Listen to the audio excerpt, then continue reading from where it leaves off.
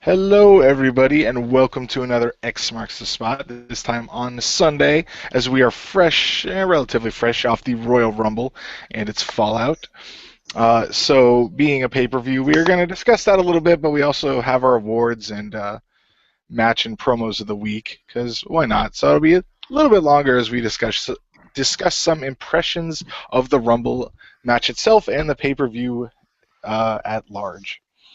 So, how would we like to do this first? You want to do the Awards. awards first? All right. So, with your first award, take it away, Mr. James Phoenix. All right. Now, my first two awards are related to each other. I'll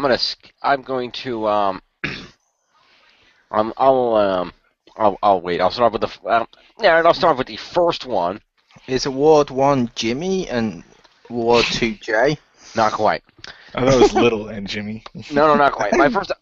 My first award is the How to Book a Legends promo award for the promo in which Roman Reigns comes out and saves Flair, Hogan, and HBK from the Big Show, because that is how you book a promo with Legends. You have them come out and be awesome, you have a heel threaten them, and you have a current face save them, and the face and the heel, both their feud gets an advantage of the face gets a little pop from the faces, and the heel gets heel heat for threatening Legends that people like. That is how you book a Legends promo. Nicely done. I will say cool, although I will say, as I said at the time, with people. Who remembers Hogan Appreciation Night when they did that exact same thing and everyone on this podcast bitched that they were using it to make it all about Cena? Well, yes, but that's because they're doing that for Domingo. Cena didn't need the goddamn push. Roman Reigns could use it. I know, but it still works with the face. That's how they always do it. It's like, yeah, I see Yeah, him but- do... Yeah, oh, sorry, Mo, go ahead. Nothing, I said what I had to. All right. Yeah, the difference between this one and the Cena one is, with the Cena one, at least from my perspective, from where I sit, I wasn't saying I hated that because of what they did. I hated it because of who they did it with. That's, as Jim pointed out, Cena kind of doesn't need it. It's like, it's a great spot. It's a great, promo and whatnot. But only if you use somebody who can actually use it, who it makes sense to use it for. Cena, again, it makes sense to use it for Cena. He's the face of your fucking company. Which, like I said, it's fair enough. I viewed it more of they always do that with faces. I always, but I did agree with Jim if that is how you do a face thing with Legend. I always like it. Yeah. How many? All right. So, next up with your first award, Mo.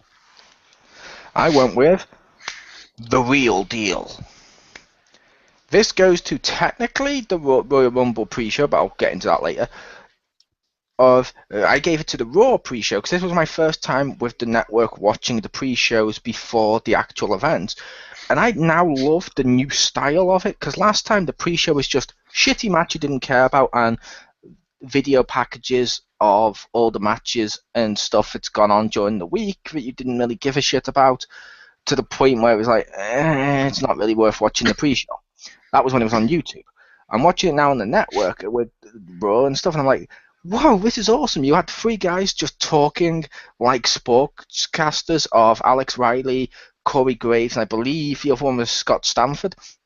And the chemistry between them is great. They don't go color commentary like, say, the commentators do. They treat it more like a legitimate sport. Like before the Super Bowl, let's say, you always get sportscasters talk about the playoffs and all the stuff that led up to the Super Bowl and how the journeys of the teams and why this matters and the history. And you do it before the World Cup, and you do it before any like Premier League matches or Wimbledon. And it's like having that in WWE, like they also do that in UFC, it makes it seem more legitimate and it makes it feel more real. Even though we know it's not real, we still like to turn our brain off and pretend. And that just adds to the effect. I liked it. Nice. All right. So, Marcus, do your first award. All right, my first award, I call it the Believe in Tardiness Award, going to Roman Reigns for coming down after Ric Flair got knocked the fuck out by the Big Show. It's like, really, you waited until after the old man got dropped? I don't think that's how you do a save, Roman Reigns. Can I say what I said to you at the time? Sure. It was Flair's fault. He attacked first. Big Show did not lay his hands on Flair. Flair attacked him first, and Roman Reigns is the tool of justice, if you will, that likes to always do justice. Justice was Flair getting knocked on his ass. Then when Big Show threatened the other ones, he's like, nope, they didn't physically assault him. I'm going to interfere. Okay, then. It's fucked up logic, but that's what I'm going with, damn it. And also, I understand normally with the legends are supposed to be the guys who are not in the shape to defend themselves, but am I the one that was like, really, Michaels, you're not going to just kick him in the face, really? Come on, That's Sean. what I said to you. You're not that out of shape, Sean, come on. That's what I said. I said, well, I'm surprised Shawn Michaels didn't just kick Big Show in the face. And somebody, I swore it was you, Jim, but it could be wrong, but somebody actually turned to me and said, can he do that? I was like, he's done it before. That was me, because I've been pointing out during like the Jericho versus the Axe feud. Every time he did it, it looked sloppy because he couldn't quite get his foot up to Big Show's chin. And to be fair, he hasn't trained for a while, so yeah, let's not make Shawn Michaels do a sloppy, sweet chin music. True. Touche. And I understand he was doing it for comedic effect, but I kind of cringed when Shawn Michaels hid behind Hulk Hogan. It's like, dude, you're a lot younger than he is and probably in a lot better shape than he is. Why are you hiding behind him? Because Hulk Hogan will win a fight he's not scheduled to appear in. True. The fact that I'm pretty sure that when it comes to voluntarily destroying yourself to defeat giants, Hogan kind of has that cornered. Yep. Well, the other thing, too, is I'm pretty sure Shawn Michaels is cleared to compete if he wanted to. Hogan is not. So you're hiding behind the guy who can't take a bump, and you can. Actually, no. Hogan had a back surgery, and he's been training because he wants to get back in the ring. Hogan actually is in ring shape to some extent or another. Yeah, he's training, but I don't think he's been cleared yet. And I will say to you, Jim, Hogan's okay at that. He's no Spike Dudley. This is true. He was the giant killer, I believe. He was. That was great. And I also had to face the fact that of the three of them, the one guy who's the oldest man standing in that ring is the one that assaults the Big Show. What is wrong with this picture? He's also the Oldest, craziest not man wisest. standing in that ring. True. Yeah, Big Show was defending himself. And so much for being the dirtiest player in the game. It's like, okay, dude, you're old, you're kind of out of shape. I would have thought he would have gone for the nuts first, but apparently not. Anyway, back to Hammy.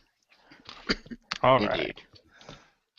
So for my first award, All right.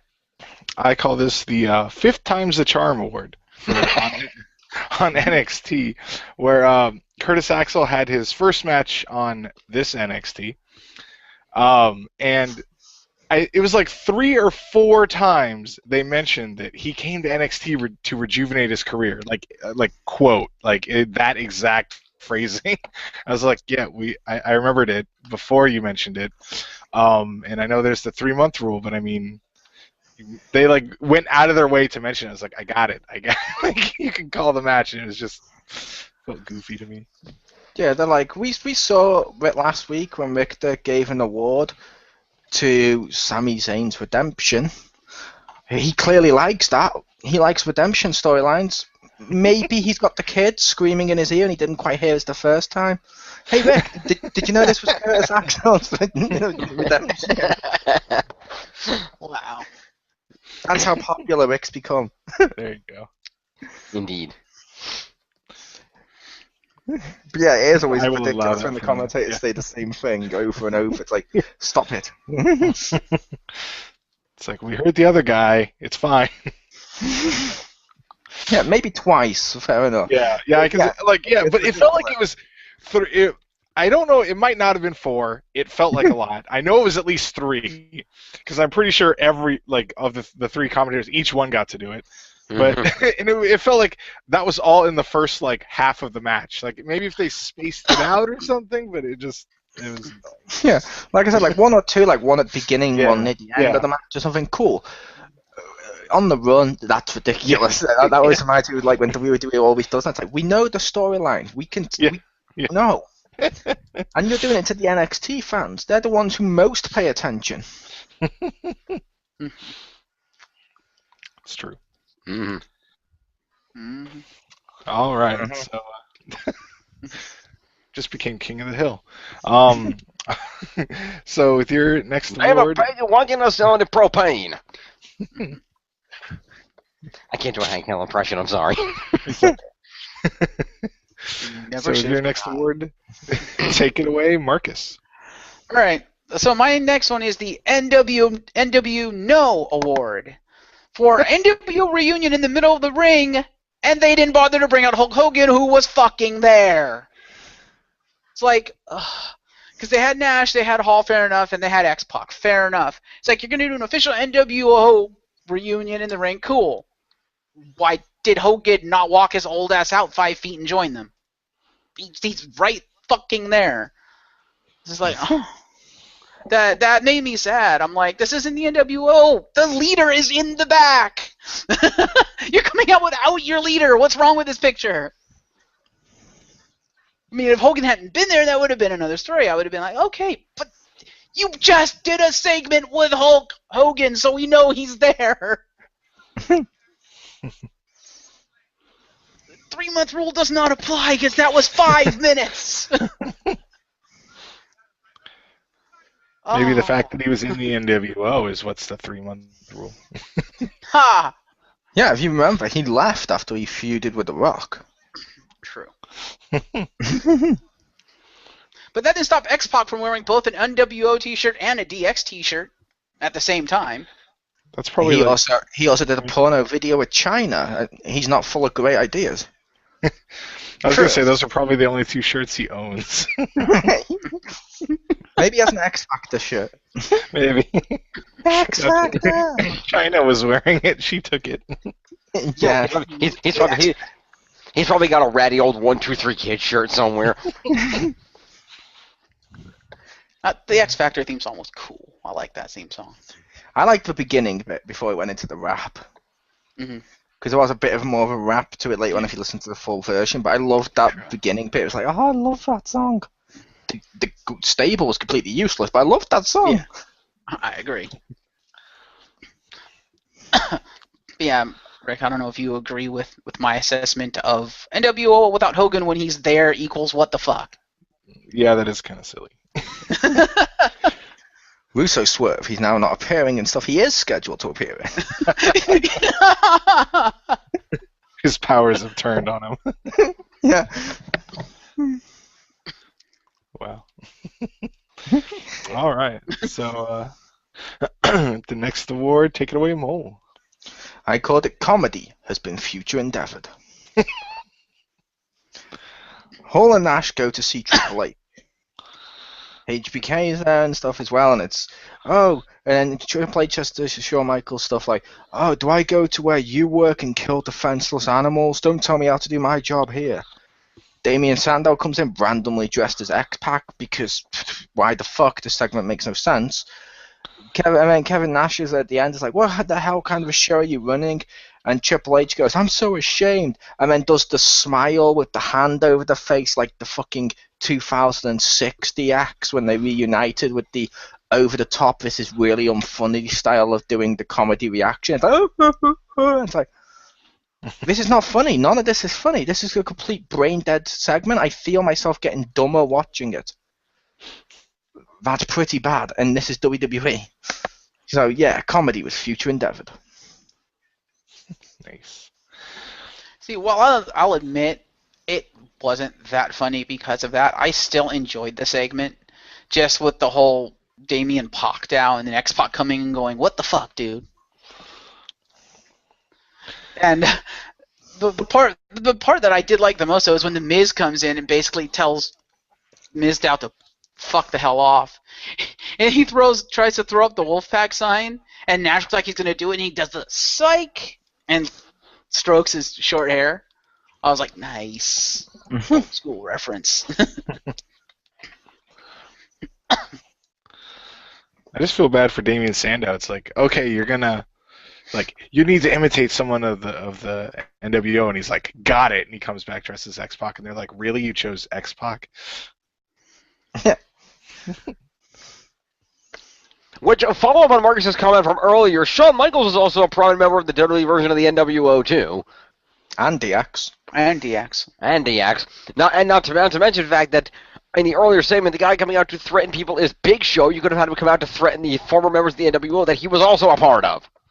And also, as I pointed out as well, he shouldn't be called X-Pac when he's wearing the NWO t-shirt. That's WWE NWO crap that people want to forget about. He should be Six or Six-Pac. Thank you. Yeah. Yep. Apparently he is. That's his name in the video game. I wasn't going to call him by his slave name, but okay. Wow. Apparently we have a new racist, John. Okay. All right, moving on. All right, your next award, take it away, Jim. Alrighty. Well, I'm going to go back to what Marcus was talking about for a minute. Because follow up on my last award, this is the How Not to Book a Legends promo award. And that is not have 3 old-ass tag teams / factions bury your supposedly hot new up-and-coming heel tag team. I don't give a shit if they beat the. I don't give a shit if they went and beat the fucking Road Dogg and Billy Gunn at the pay-per-view. That does not justify what you did on Raw. I will say, as I mentioned at the time as well, I will say, as much as it was bad, I will also make the devil's advocate stuff. I don't really see it as burying, as people keep throwing around, because it was 2 guys being beaten up by like 10 dudes at once.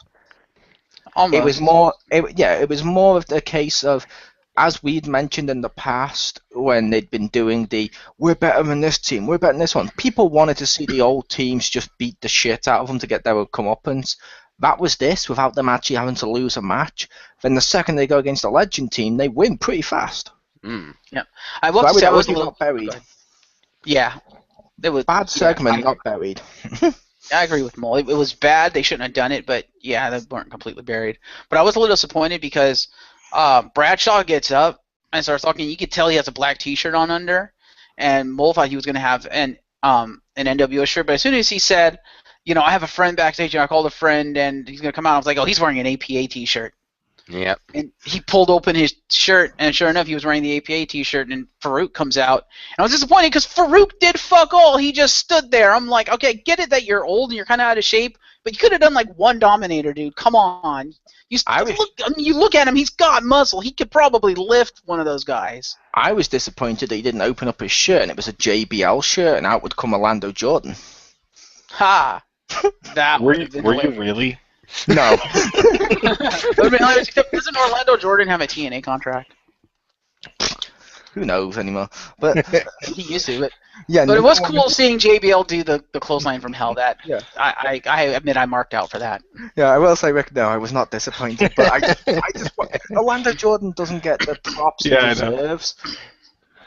Because unfortunately for Orlando Jordan, whenever we have to make the go-to black slave joke, he's no Virgil.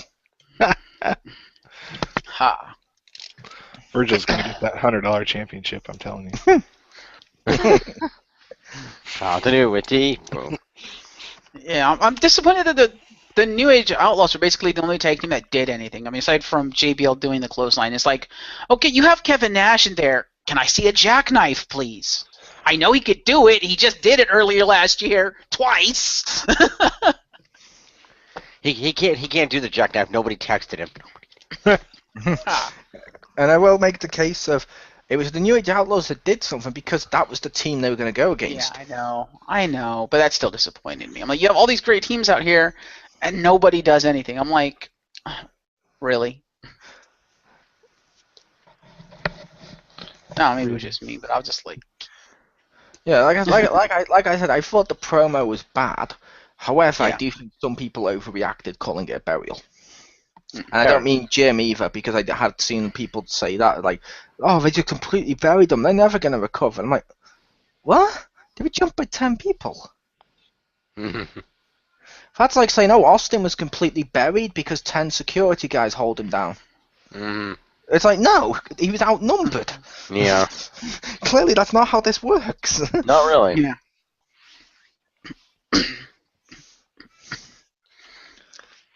Ivory Tower. It's the man of power. Richter Hammer. All right, so for my next one, Mm-hmm. We're gonna go back. What about Phoenix? No, I'm kidding. I know Jim's already been. I just thought it'd be funny to completely ignore him. What about me? What about? Who better than Phoenix? Yes. Sorry. Don't worry, Okay. Jim. 1 year they'll add Coco Beware to the game so you can come out with a bird. There you go. The bird in that jacket, that would be hilarious. All right, so for my second award, excuse me, I called this one Advantage Albert, where Corey on NXT the commentary, Corey Graves tried to make fun of Albert's career, and Albert just says, "Let's talk about your career, Corey Graves." And we're done. And I was like, yeah, okay. Like, as much as Albert didn't do a lot, he did. He was there for years and then went off to Japan or whatever. So it's like he didn't accomplish much, but he was there for a while. So it's not like you could have picked a better target. Yeah. Was Alex Riley not there? No, he wasn't. Yeah, that would have been a bet. Like that, then I would have been like, yeah. Well. But Yeah. I don't And usually give Albert props, but. Hasn't Albert actually won some tag titles and shit back in the day? Yeah, he had Absolutely. passed tough titles a couple of times, and he was he was an Intercontinental Champion a couple of times, wasn't he? And a European. Something like that, yeah. So yeah, Corey Graves. Yeah, you need to brush up on your WWE history, dude.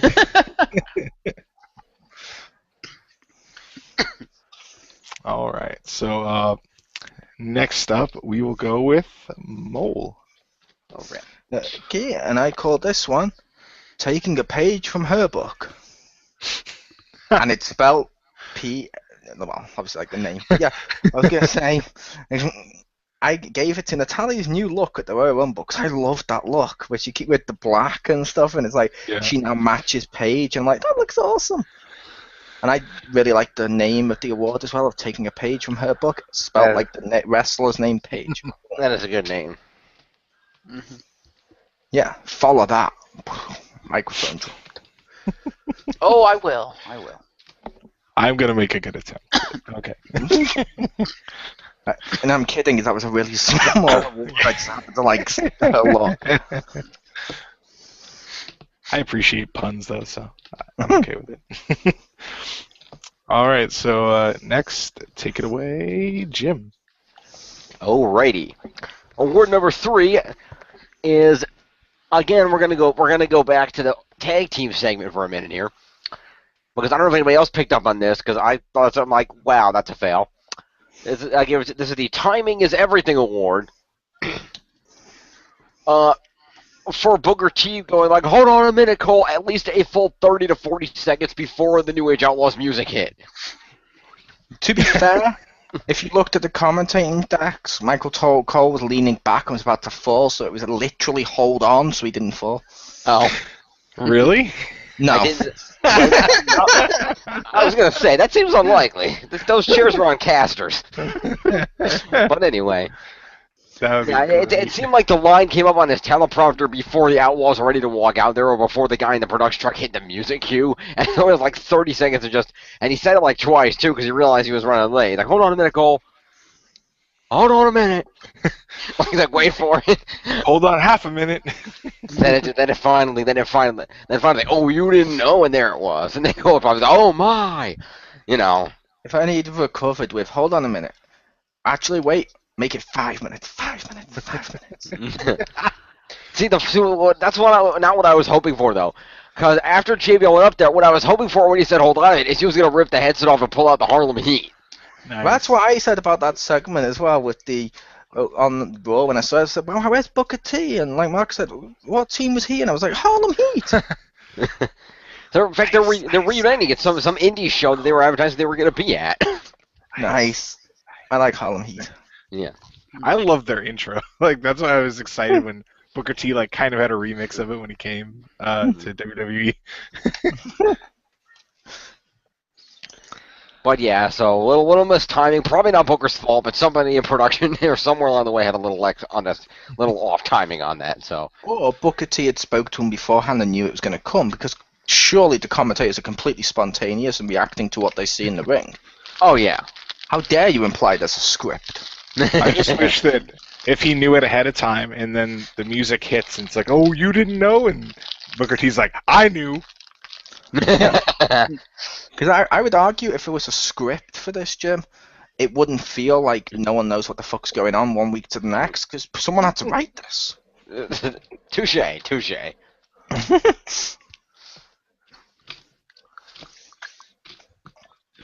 All right, so with your next award, take it away, Marcus. All right, my third award is called Raw is What Rick Do Award. And that goes to Richter Hammer for being Triple H and Stephanie's little drummer boy on Raw. Ah, you did give it the award. Nice. I had to. But no, there was a segment backstage with the Authority, obviously, with Triple H and Steph Richter. They were announcing John Cena's opponents for the night. And they had a little drummer boy, and he was this bald white guy, and I was like, it's Richter! To be fair, he also had a goatee. And he had a goatee, yeah. Wow. I was like, it's Richter. And I was like, okay, I'm giving that an award. And he was terrible, so they fucking chastised him the entire time. Yeah, he basically Did I tell you to stop? I didn't say stop. Keep drumming. Yeah, he drummed and they announced Rollins, and then he's like, and then he stopped. And he's like, I tell you to stop. And then he kept drumming, and then they announced Big Show, and then he kept like, I tell you to stop. And then he kept drumming, and then they announced Kane, and then he didn't stop. He's like, stop, get out of here. Poor Rick. And then random dude blew a bugle in Triple H's face for no reason. But yeah, I had to give that an award. Yay, we know Rick wasn't at work that night because he was working at WWE that night. That's what Rick do. Yeah. Which would mean he was at work. I suppose. Well, what happened was while I was going there, I accidentally walked into a mushroom, so I should. Yes. That needs to happen one day. One day we just totally need to see Richter in WWE game, like fall underneath, go underneath the ring, and out comes Big Show, and do it again with random bald people we say is Richter, so that he can pull twin magic. Hilarious. I mean, it's pretty bad when on the WWE Immortals advert, I kept telling Marcus that Big Show in that looked like Richter Hammer cosplaying as Kratos.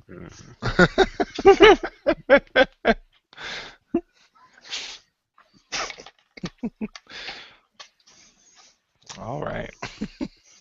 Rick is like, yay, they talk about me when I'm not here. They're like, yay, it's Rick. I was like, well, I was trying to remember from the ads for the game, and I was like, yeah, I could see that. It looks like me trying to cosplay as Kratos.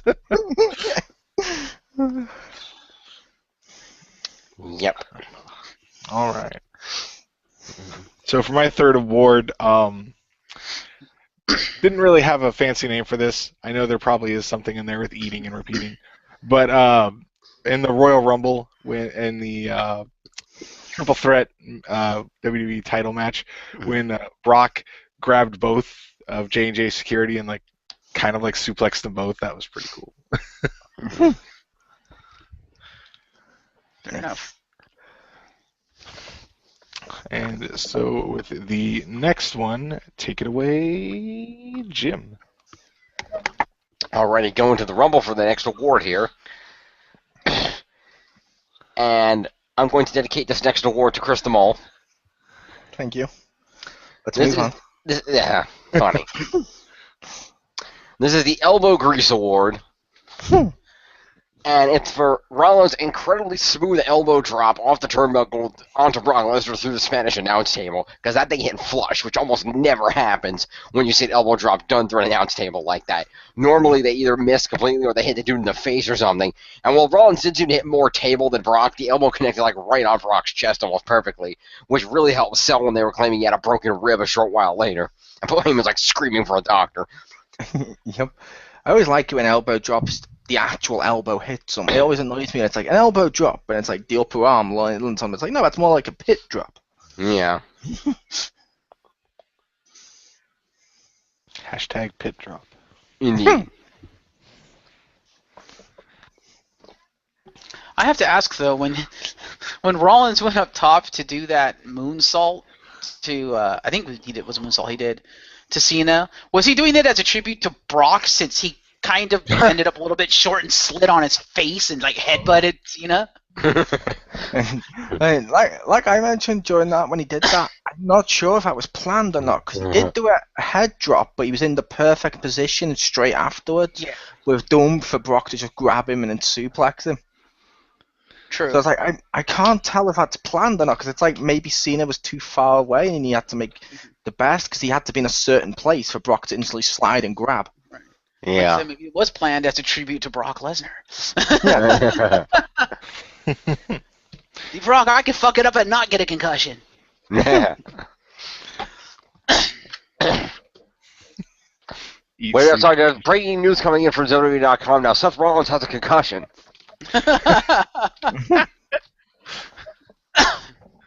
Russo swerve. All right, so next, take it away, Mole. My next award is called Take Me From Behind. Please, just take me from behind.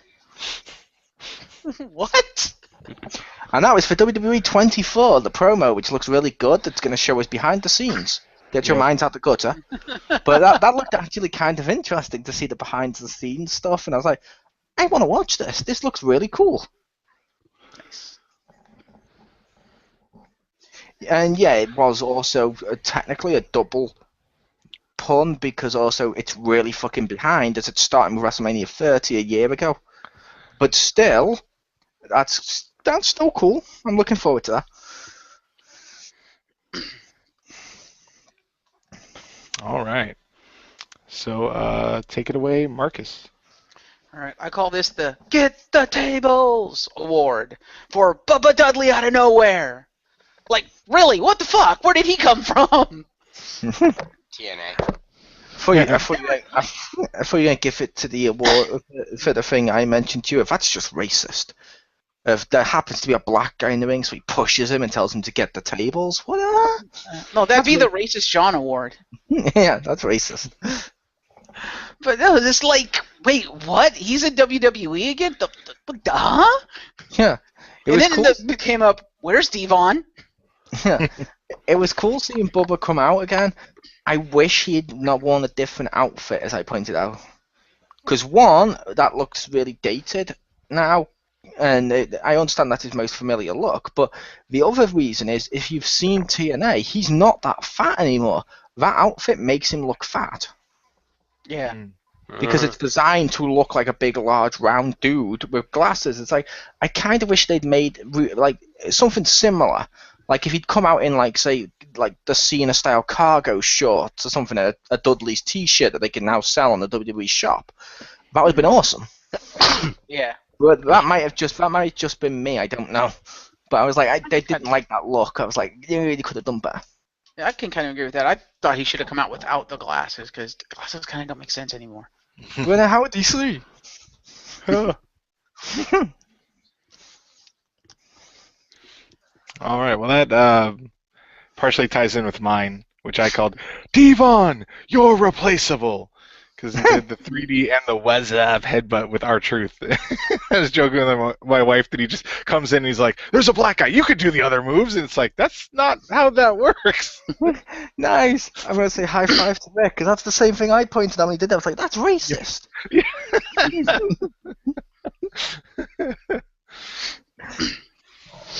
Also, I'd like to point out, given how unfortunately he's been kind of buried and played up as not being the brightest bulb, am I the only one that thought he was going to tell Truth to get the tables and Truth was going to eliminate himself? That would have been awesome.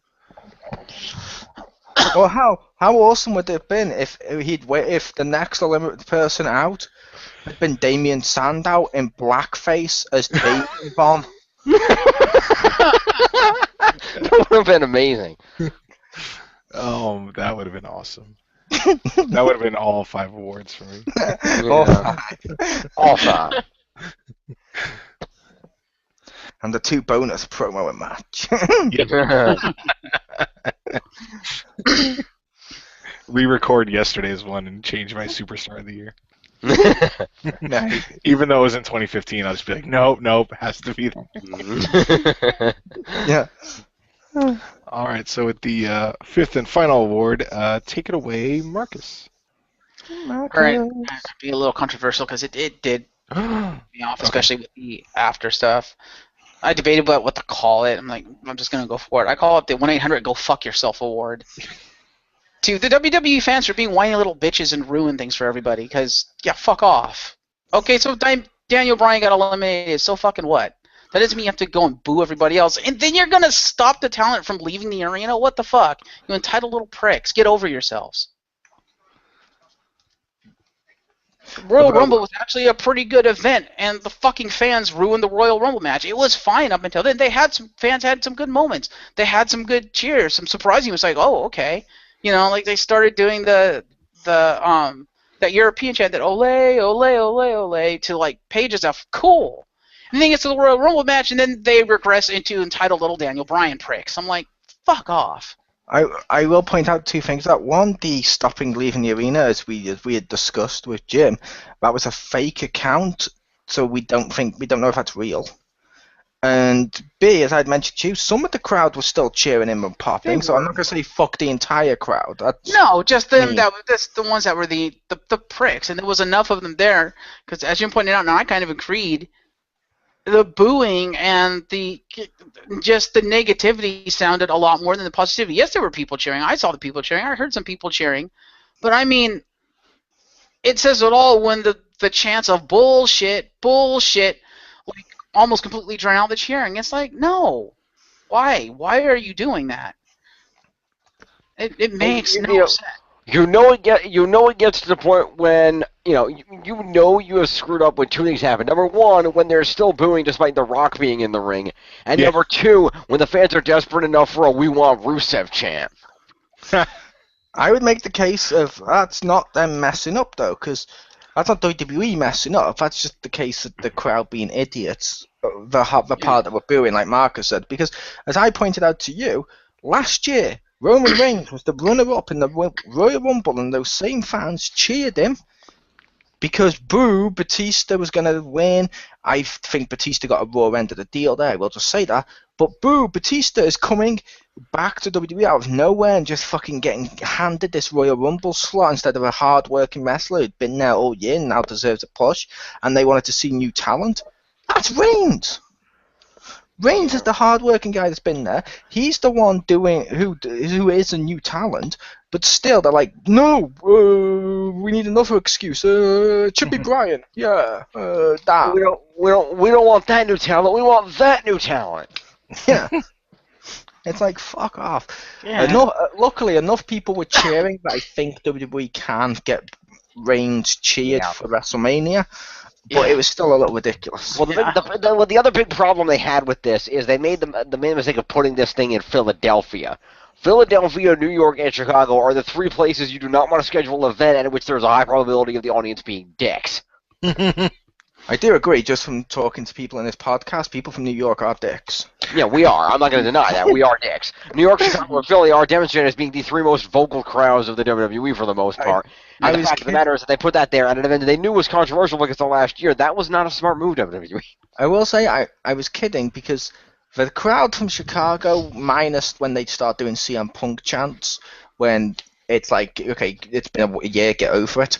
It's besides that, they're a pretty good crowd. And the New York crowd, that's where Madison Square Garden is. That's probably the best arena for wrestling. Yeah. I didn't say they were bad crowds. I just said they were the most vocal crowds and the most liable to chant and state their minds, regardless of whether that goes along with or agrees with what WWE wants the fans to think or chant. Yeah, I was just saying that to be fair, New York the crowds are good. This one just seemed really stupid. Mm-hmm. But yeah, I was like, oh, with that, because I'm glad Reigns won. I will just say for the record, as people know, I'm glad I agree. Yeah, I agree. He deserved to win. Yeah, this is the reason I put the award on here is just because the fans honestly kind of ruined the Royal Rumble for me because the match was actually pretty good, and I mean it says it all because okay, people listening who have been listening to us, my favorite superstar of all time is The Rock. It says it all when The Rock hits and comes down, and the match is still completely fucking ruined because, they cheer for him, and then he starts telling Roman Reigns, they boo. I'm like, fuck the hell off! It's The Rock! What is wrong with you people? They didn't boo The Rock. They cheered The Rock. They then booed when he held up Roman Reigns' hand, thus booing Reigns, not The Rock. That is worth pointing out because it seems like you're saying they booed The Rock. They didn't. They actually did cheer The Rock. Yeah, and then they went into a Rusev chant because they realized Rusev was still in the match. Yeah. Also, I will give credit for some people being able to at least understand the craziness of this, but capitalizing on it for comedic purposes, because repeatedly throughout the event, I noticed afterward looking through Twitter, there were several tweets from Tommy Dreamer to the effect of, this Philadelphia crowd is rowdy. If either me or At The Rock doesn't come out and win this, they're going to riot. Yeah. I mean, it pained me because I could not enjoy watching The Rock do what he does. And that should never be the case. Ever. I'll give him credit. He made up for it in the backstage interview where he was randomly telling people off screen not to laugh. Oh, yes. Oh, we're getting to that. We're going to get to that. But, yeah, I'm just like, come on. How do you make me just not enjoy The Rock? That's pretty fucking bad. They popped in Doom on DVD. I must be one of the only people that actually likes that movie. You are. I like that first-person segment. I like That the was first-person awesome. segment, but yeah, I do like the first-person segment. But no, it's like, to be fair, The Rock's been booed in WWE before, like Yeah, his yeah, Goldberg feud, but when he was supposed to be a face. But it was like, they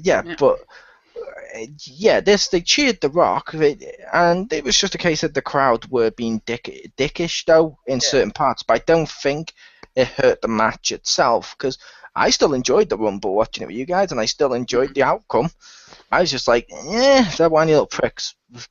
They are. It's probably personal preference, but it did kind of like lessen the enjoyment of the last part of that match for me. I'm just like, I was hoping we wouldn't get to that this time because Daniel Bryan got eliminated. They booed. Fair enough, you can boo that he got eliminated. I'm fine with that. And immediately following that, they didn't do any overly big booing. Faces came out and stuff. They were okay, cheering, half booing. I'm like, okay, so there's some that's going to be, vocalizing their displeasure. But it sounds like, and Jim made the comment of, it doesn't sound like they're doing it as heavily as last year. And then as soon as Roman Reigns hit, holy crap, he got Batista heat. And I was just like, fuck the hell off right now. That is uncalled for. Yeah, but like I said, it wasn't as bad as Batista because you actually hear loud cheers for him. And like the second he won, that pop was louder than most of the boos, if not all the boos. Yeah, and I'd like to also make the point that it was actually a bit earlier than that because Daniel Bryan got eliminated, and then the next person, whoever it was, came out and got in the ring.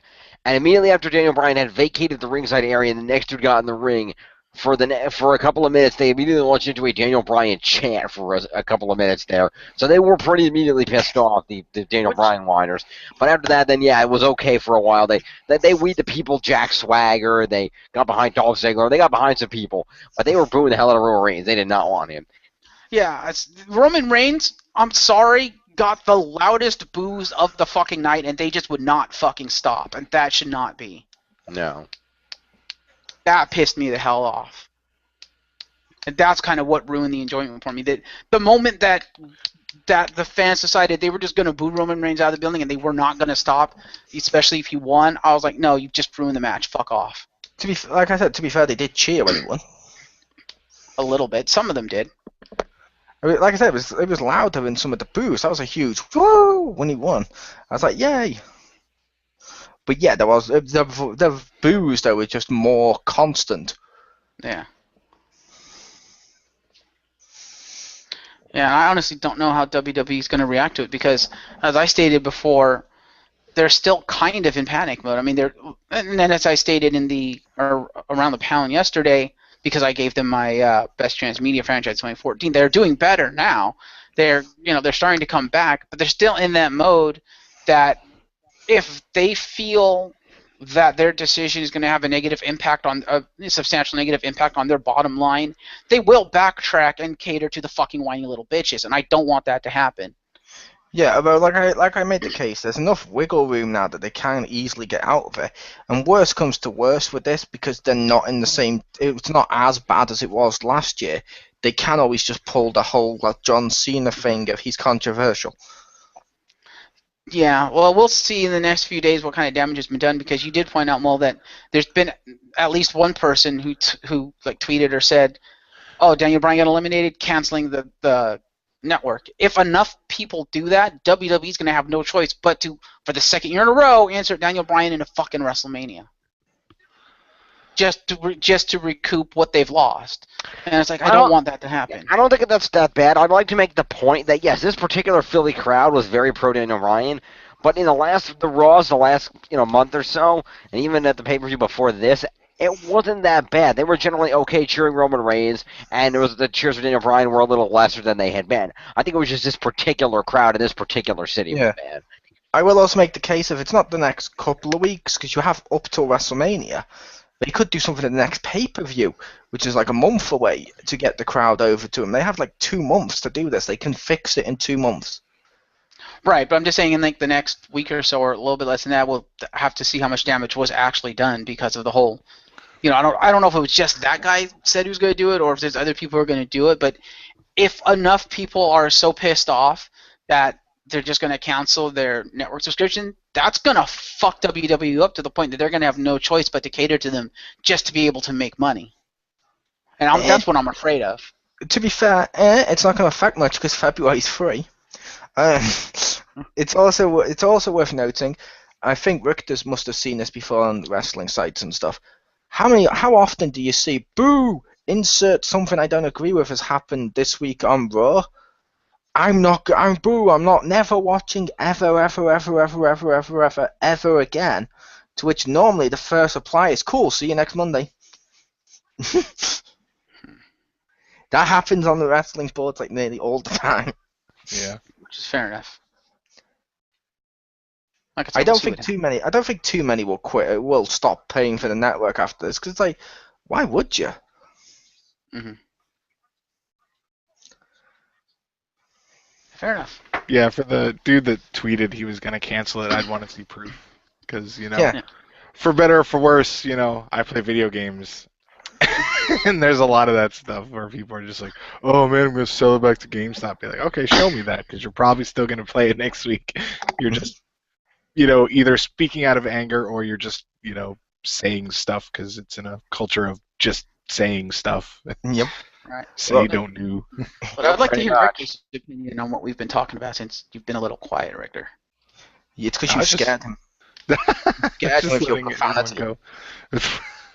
It's okay, Rick. It's okay. I'm holding out my hand with sugar treats. Eat out my hand like a baby deer. Shh. No, I shut the gates to the ivory towers.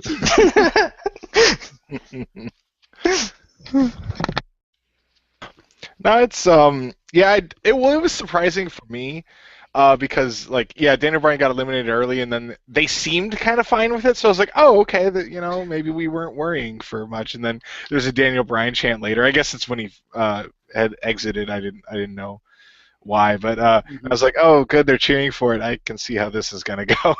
And then Reigns won, and they cheered, and I'm like, oh, okay, cool. Then they got over it, and then with the Rusev thing, and then they were still kind of cheered, but I could hear a lot of boos, and I'm like, oh, never mind, they didn't actually get over it.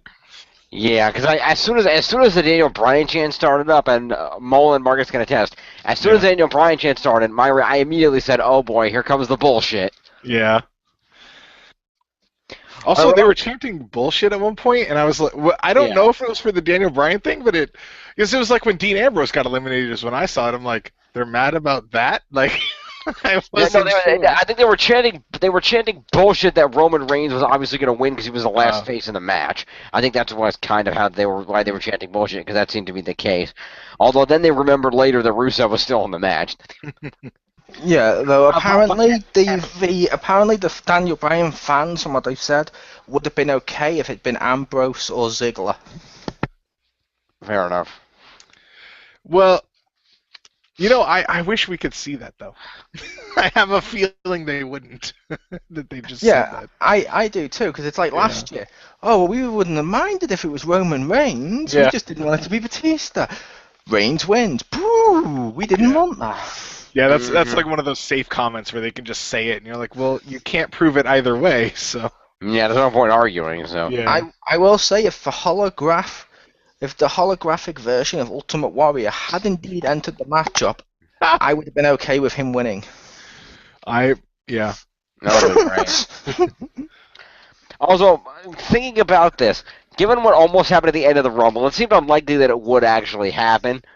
But am I the only one who would have marked out if Rusev had run in and thrown out Roman Reigns? Only because then for weeks and weeks on end we could have trademarked and started using the term hashtag Rusev Swerve.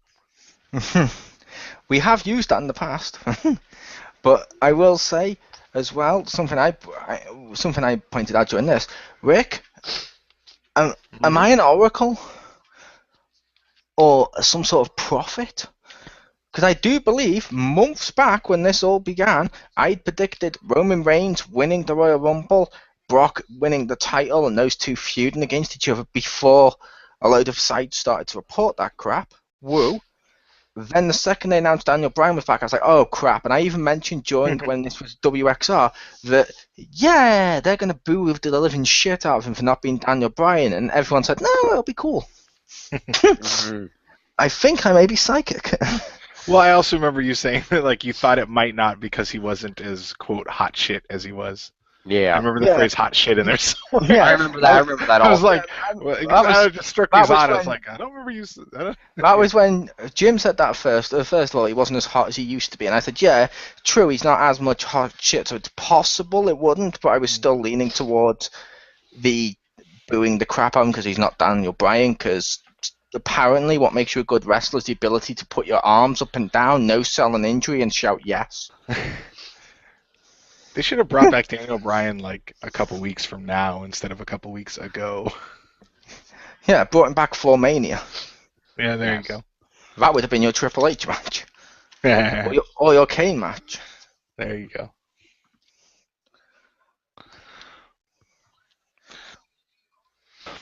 Or hell, they should have brought him back in a suit and made him corporate Bryan with shaved hair and stuff. That would have been cool. Well, did you... I like that comment that I think it was JBL where he's like 2015 is the year of the GOAT. Sorry if that was someone's last award. I just thought that just reminded me of that. That was a great line. It's the year of the GOAT. Yeah. But yeah. All right, so with the last award, take it away, Jim. Jimmy. All right. Well, and I don't know, we all saw this, but I don't know if Richter picked up on this, if he saw this. Richter, were you paying close attention to the elimination of one Titus O'Neil? A tiny bit. I wasn't fully paying attention because it's Titus O'Neil. But... Right. Well, this is the award that I like to be able to give out this award because it's always a fun award. It's time for the botch of the week. And this is what was obviously supposed to be. It was pretty obvious, and Mola Marcus said it too, that Titus was supposed to break Santino's record for shortest time in a Rumble, or at least they were going to try or have him tie or something, because he ran in and obviously was supposed to get immediately clotheslined out by Ambrose and Reigns. Unfortunately, either they didn't hit him hard enough or he didn't jump high enough, and instead he kind of flailed against the ropes and fell down, and Reigns had to scoop up and toss him over the rope, therefore ruining the moment. I'm going to go on to be like, no, he did not break he was there longer than Santino, he did not break the record. I'm like, good job, guys. I think it'd be funny if they were like, okay, you got to do it, and he's like, oh, okay, fine, I'll beat or tie the record, and then he's like, oh, I guess I didn't jump high enough, and he's like, oh, safe from the shame. There you go. Royal Rumble statistic videos next to him. Did you know Titus O'Neil holds the record for the fastest elimination of an African American in sports entertainment? No! I was so close.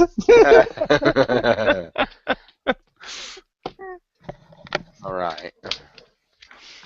All right, so with your last award, take it away, Mole. My last award, I called it Yoga Be Kidding Me. For DDP entering the Rumble. That's a horrible pun. Yoga Be Kidding Me. But yeah, DDP entering the Rumble because, I'm sorry, it's DD fucking P. Yeah, he's always been old. Even when he was getting his new push, he was still older than like Nash and stuff at the time. But I like DDP, I really do. And it's like, it was cool just seeing him in there. I didn't expect him in there. I was like, yay! And he came out with the proper bang, not "it's me," and I'm like, yay.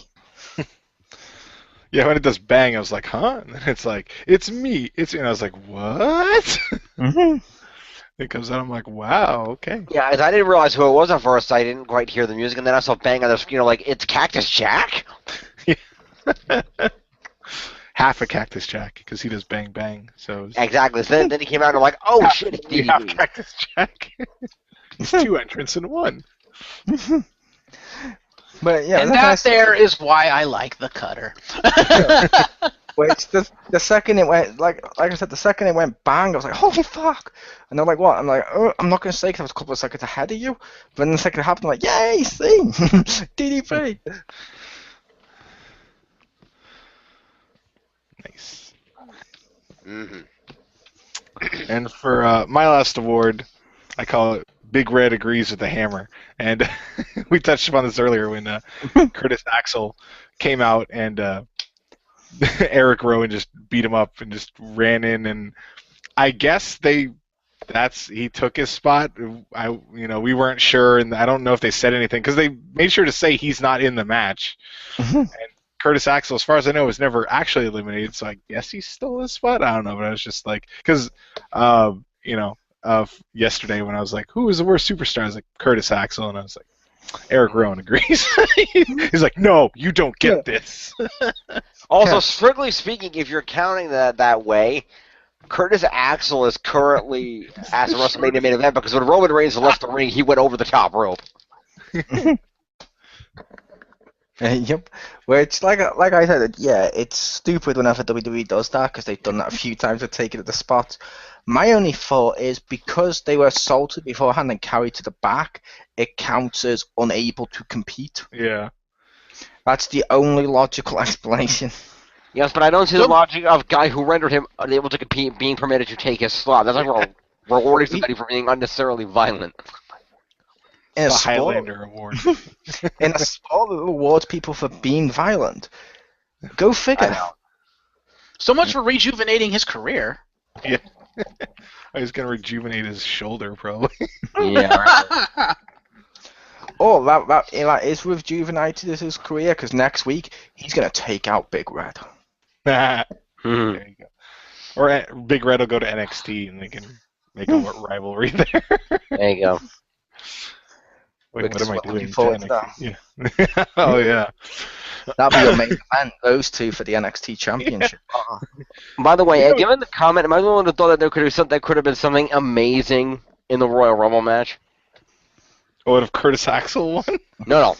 Oh. For Eric, because of what they've been calling Eric Rowan. Eric Rowan comes out and he gets in the ring, and they start having this match with the Wyatts, and he gets knocked down and rolls under the rope and gets thrown outside, or he gets thrown through the rope really hard and crashes into the barricade or something, and just rolls over, rolls over that he ends up under the apron because he hit the barricade so hard he rolled back out under the apron, and just have Michael Cole make a comment. Something to the effect of, my God, he hit him so hard he turned him inside out and upside down. And then Sheamus rolls out the other side of the ring and jumps in the match. Nice. That would have been amazing. Speaking of which, where the hell was Sheamus? I just realized he didn't enter the Rumble. Apparently he's apparently still injured. Yeah, he's still injured. Where was Orton? Yeah, Orton was probably Still filming making a movie. probably filming a shitty movie. Yeah.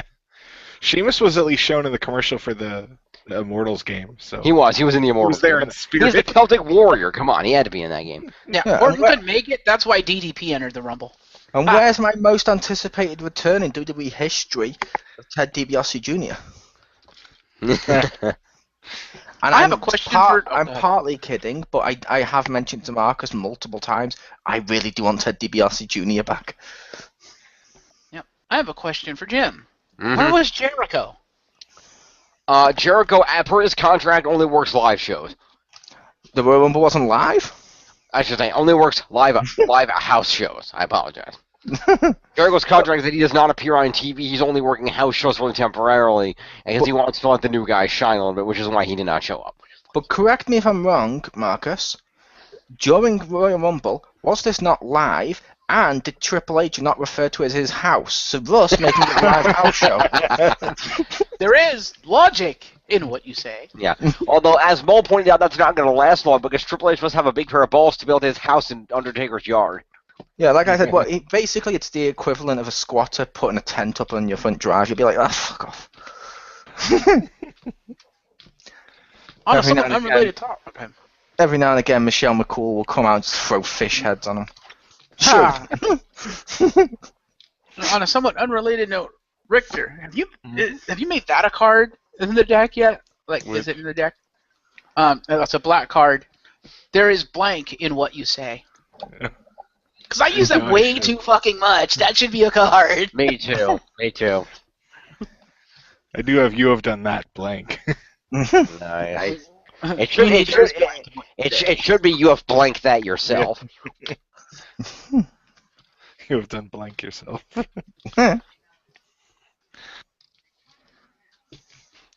All right. So then, should we go to our match and promos of the night?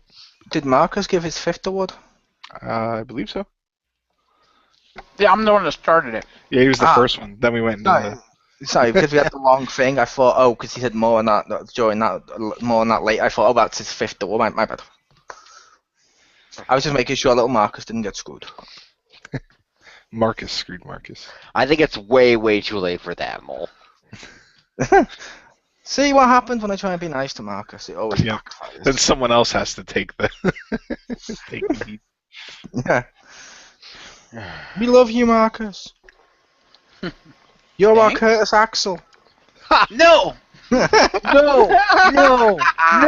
You know, that would be funny if one time we're just in the middle and it's like just introduce and be like, and Marcus Shadow, and you just hear what the, and then you just hear like something in the background. Stacy's like, I'm here, and it's like, oh, never mind, she took his spot. Yeah, that'd be awesome. That'd be hilarious. Be like, I'll allow it. And I will just say, Marcus, for the record, I did love you in Kung Fu Panda. Thank you. That's right, you're still Jack Black.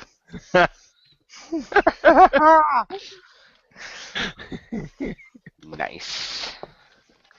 It's the joke that made no sense that Russ must stick. There you go. Oh my god. Making a card. Oh my god. Your fictional entity what?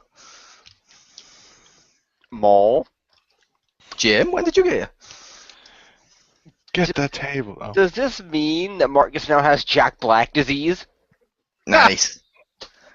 And I will also say to you, Richter, you can't tell me to get the tables. I'm not QJ. Oh. Well, just That's when how he's we like should Mole introduce and him. you're like Jim, I thought you were gonna tell him to get the table. Yeah, that's how we need to introduce QJ when next time he's ever in a video. QJ, get the tables. And he'd be like, wait, what? Hey, Richter, I believe you were introducing a segment. Yes. Did you want to go through our match and promo of the night? Yay. But which night? Every night. This week. For the past week, yeah. Like one mind, Rick, like one mind. Yeah. And we still love Marcus. I'll just throw that out there. Indeed, indeed. Yay. Then He's why got is on the disc DLC love. Mm-hmm. I would just like to say for the record, because I didn't write one down, I don't have a match or promo for Raw, so just skip me on the Raw round. He's let you down, Rick. You'll have to take him out back next to your ivory shed that's by the tower and put a bull in his head. Shed. With the ivory shotgun. Don't we usually do match and promo of the night for everything together at the same time? Yeah, it's just by person. So. Yeah, by person. Oh, yeah. Okay, so, fair enough. You may skip that yourself. Fair enough. But he was explaining to our listeners, like, I haven't got SmackDown this week for the benefit of the listeners. Fair enough. For the benefit of those with... Never mind. Yeah. All right, so... Does that work on a podcast? Does now. Oh, by the way, can I give a quick honorary award to WWE for continuing the idea of having Stone Cold's podcast on the network with relevant people, as they advertised on the network that the next Stone Cold podcast is going to be coming up on the WWE network, and it will feature special guest Triple H. Relevant? Thank you. The second he said relevant people, I was like, uh-oh. You're welcome, Mick. I had Yeah. to do it. We both were thinking it. Well, it's one of those people that Stone Cold knows and they can joke and rib each other and actually get into the nitty-gritties and stuff like he did with McMahon, so I think it'll be good.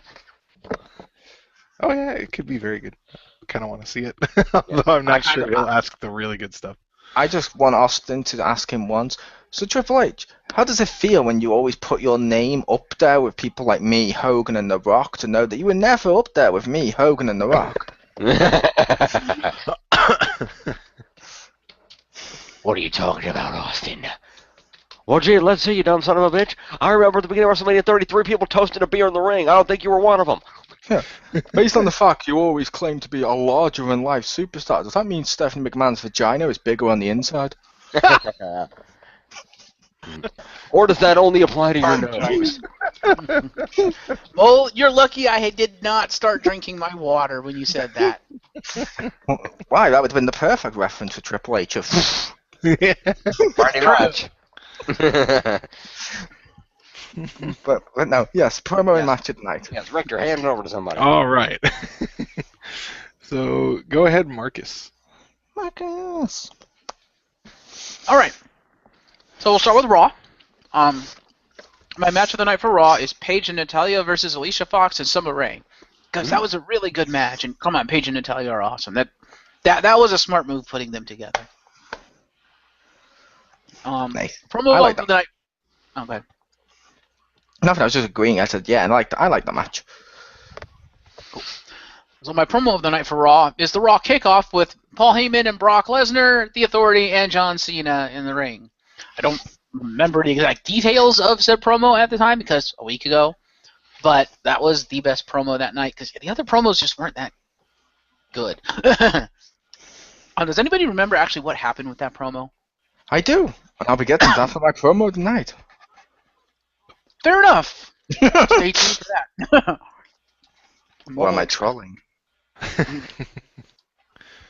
don't know. I don't know, man.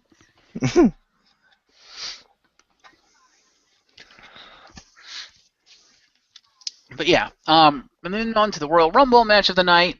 It's actually the pre-show match, New Day versus Tyson Kidd and Cesaro. Because that was a really good match, and that was actually my favorite match of the night.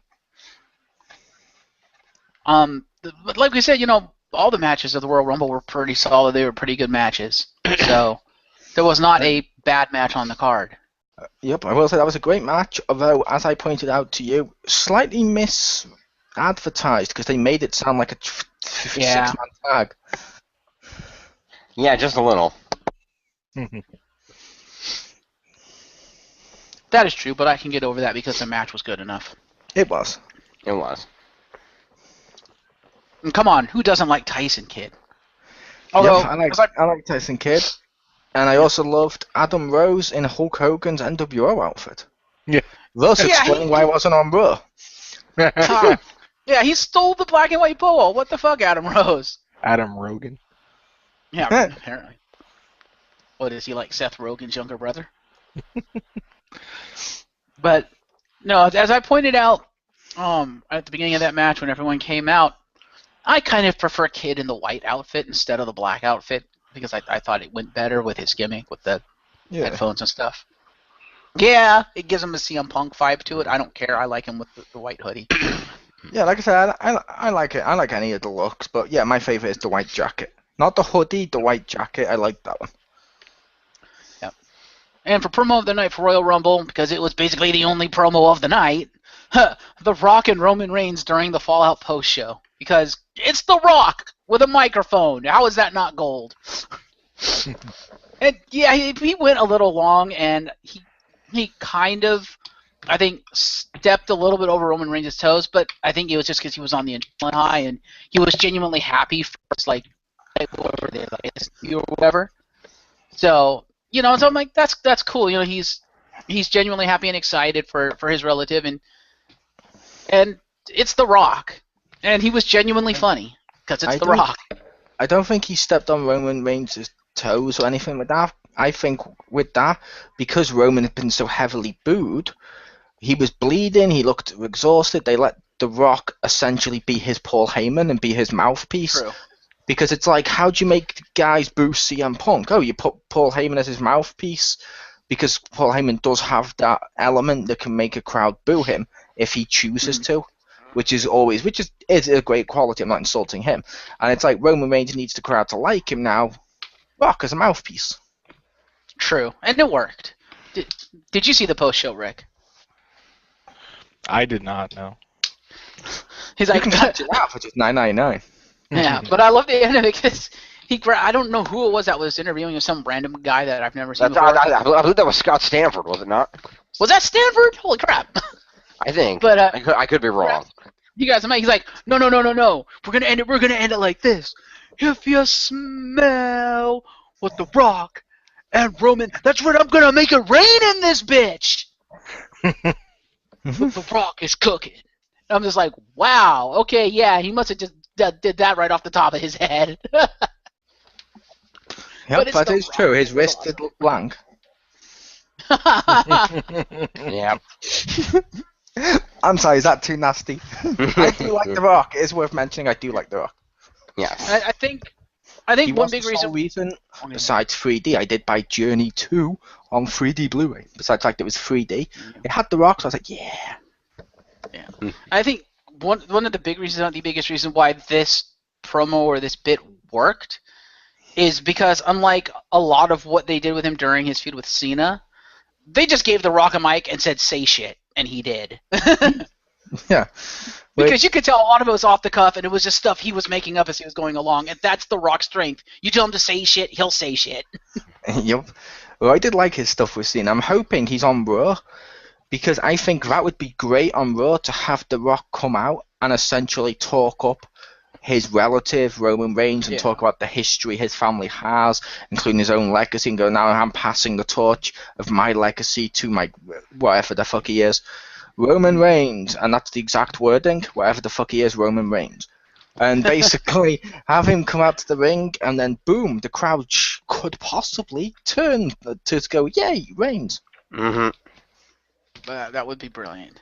And if you wanted to further tie in the familial relation, you could have the Usos come out and be like, hey, we're the tag team champs. You're like, remember, we're in the family too, and he's also our relative, so we support him too. That is also true. If they did that, they could kill two birds with one stone, so to speak, and really make it completely epic. You have The Rock come out, you have him introduce Roman Reigns, who comes out. Usos, you can take it or leave it. I would say leave it and further whatever feud they're going to have for the titles. But you have them out there, you have The Rock talking them up, and then Triple H's music hit, and he comes out, and that way you get arguably the biggest heel in the business right now. You got the Authority come out, so you get people who will probably boo Triple H more than they'll boo Roman Reigns, and you can begin and further the Rock v Triple H feud going toward WrestleMania. I think it'd be perfect. I think that'd be cool.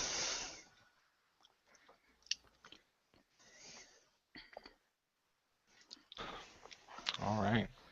The one thing I would not do is send Brock out there, even though he's going to be there that night. I would not send him out there with Reigns, because Reigns will get booed out the fucking building if Brock Lesnar shows up. Send Richter on his drum. Yes, that'll work.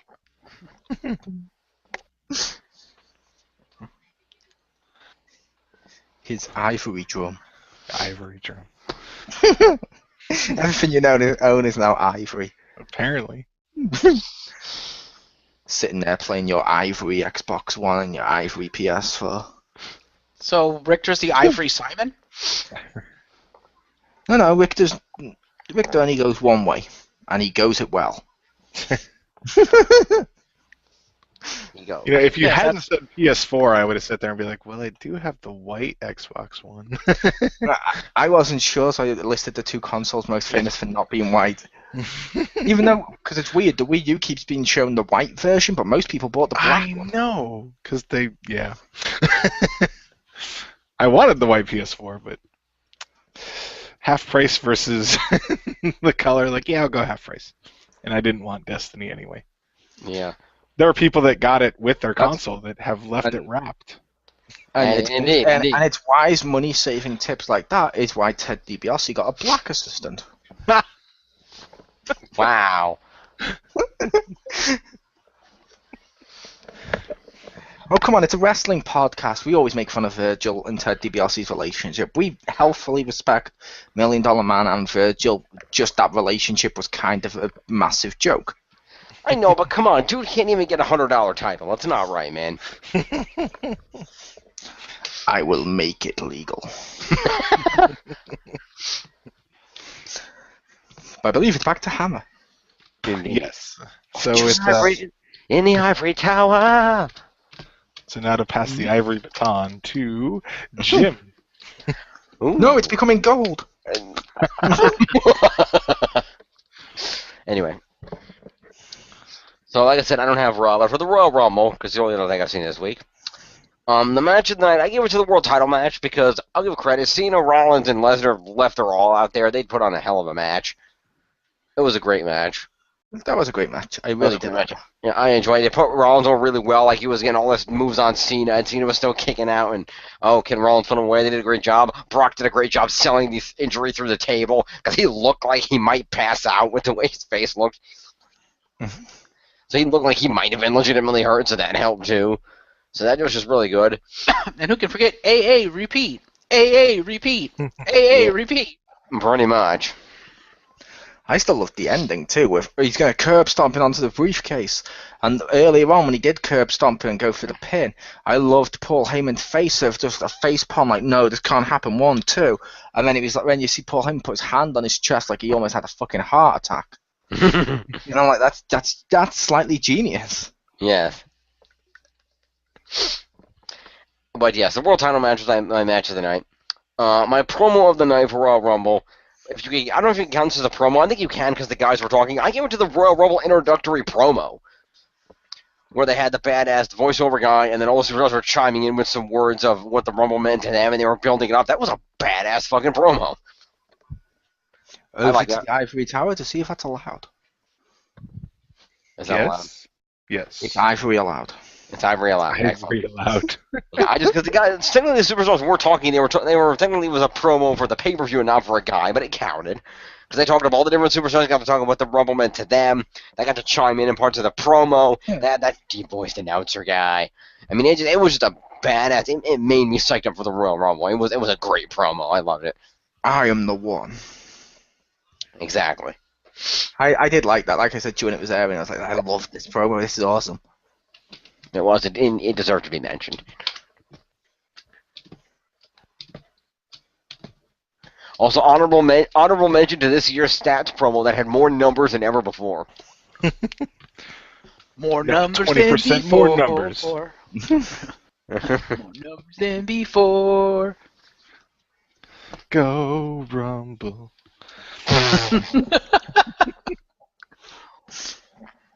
Right then. Yeah. Back to That's the what Metal Soundwave Tower. Go Royal Rumble. All right, so with your matches and promos, take it away, Mole. Thank you. I was very much looking forward to when you would come to me. I am glad you asked this of me. If you asked the other two, they just ramble incoherently while they put together a list. Type. Now, Raw gave the promo of the night to Brock being in the ring with Paul Heyman, and out came Triple H. They basically started to have a pissing contest.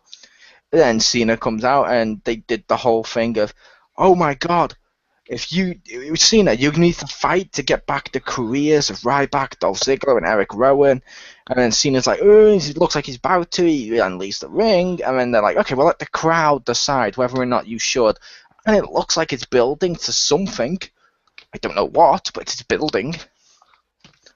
I'm looking forward to see where this goes. Where, like, I'm assuming Marcus enjoyed that bit as well as the voting aspect too. Of are the crowd going to vote that Cena should risk losing his precious title shot, or should he keep his title shot? It's more, and you're like, wait, no, because if he votes yes, if the crowd vote yes, it might be because they want the careers back of. Hang on, let me check the list. Ryback, Dolph Ziggler, and Eric Rowan. And it's like, that's kind of... It was still cool. I'm looking forward to see where that builds. Mm-hmm. My Raw match of the night, I gave it to John Cena versus Seth Rollins, Big Show, and Kane. Because it was it was like a handicap match, and I was expecting it to be very, for lack of a better term, and I know people are probably going to hate me for this, I was expecting it to basically be the Attitude Era of let's have The Rock and Austin go out every week and bury the Dudley Boys. I was half expecting that of, oh god, it's going to be like the time The Rock beat both Dudleys in a handicap table match. But no, Cena constantly got his ass kicked to the point Sting had to help him. And I'm like, that's awesome. It wasn't a triple, because the worst thing they could have done would be to make Seth Rollins, Big Show, and Kane look weak in this match. They didn't. They managed to make Cena look a little strong, but not too strong, if that makes sense, for lack of a better term. And the quality overall, as they were fighting and going at it, and the moves and stuff they were using and stuff, it looked very real and very solid. I liked it. I don't know what deal with his foot. Sting! Sting! Thank you. As we walk in fields of gold.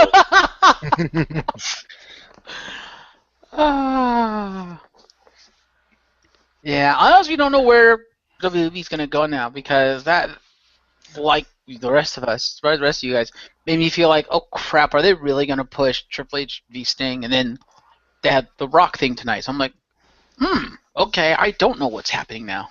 They could go one or two ways. They could go the obvious Triple H v Sting route, which I hope they don't. Mm-hmm. But the route I'd like to see them take is Triple H versus The Rock, and have Triple H address Sting, invite him to the WWE, and then say to Sting, you know, I've had to make a deal with the devil himself, because you keep coming from this darkness, blah, blah, blah, blah, blah, blah, blah, let's run this crap to the ground. Then basically, I've also got someone in my pocket who's a deal with the devil, and bring out Taker. So it's more like Triple H asked Undertaker to come to take care of Sting, and have Undertaker come to the ring, choke slam Triple H, and just be like, I'm doing this for me. Plus, the crowd won't think he's a heel. Mm-hmm. I can agree with that. And after doing like handshake and look up at the WrestleMania sign and still agree to the fight. Mm-hmm. Royal Rumble. Promo at night, I went to the entire pre-show. Minus the match, because that wasn't a promo, sadly. But, because I just liked Renee, Booker T and stuff, just sat around shooting the shit and discussing the match and be like, oh my god, The Rock tweeted a picture of him in Philadelphia, and WWE's tweeted, oh my god, is he going to be there? And then they ran into the possibilities, and like I said, they're doing it sportscast away, so it's very real. Like, I loved the fact Booker T took Rusev as his fave. And I'm like, that's awesome. And then you had like I think it was Alex Riley, or no, it was Corey Graves that turned around and mentioned he was for he was for Roman Reigns, and you had different people for different ones, and they all gave legitimate reasons. Like Booker T also mentioned another favourite of his was Kofi Kingston, and they're like, why would you think Kofi Kingston's going to win? He's busy in the New Day and stuff. And he had suggested, well, to be fair, Kofi Kingston has won multiple single titles, multiple tag team titles. He's had the most spectacular Royal Rumble save. This could genuinely be his year. And they talk about what a decorated champion and stuff Kofi Kingston is. I'm like, you've actually just made me say, I want Kofi Kingston to have a chance. Mm-hmm. I like Kofi Kingston, before people think I was against him. I just didn't think he had a chance. And the way they did this, part of me was like, you're actually giving people chances, and I like this. It sounds like you were talking people up who make them seem more credible, so if they get eliminated, it doesn't hurt them. Mm-hmm. I like that. Also, although I would like to make a point that you offended Corey Graves by comparing him to Alex Riley. Yeah. Why? They both had short, disappointing careers. Ouch. I know. Yes, but the difference is when Corey Graves lost his career, people actually cared. Hey, I cared when Alex Riley lost his career because I was running out of jokes. I'm kidding. Yeah, I just meant one of those two because it was one of the guys on the right side because I wasn't paying too much attention to the right. I mean, I could see who was there and stuff.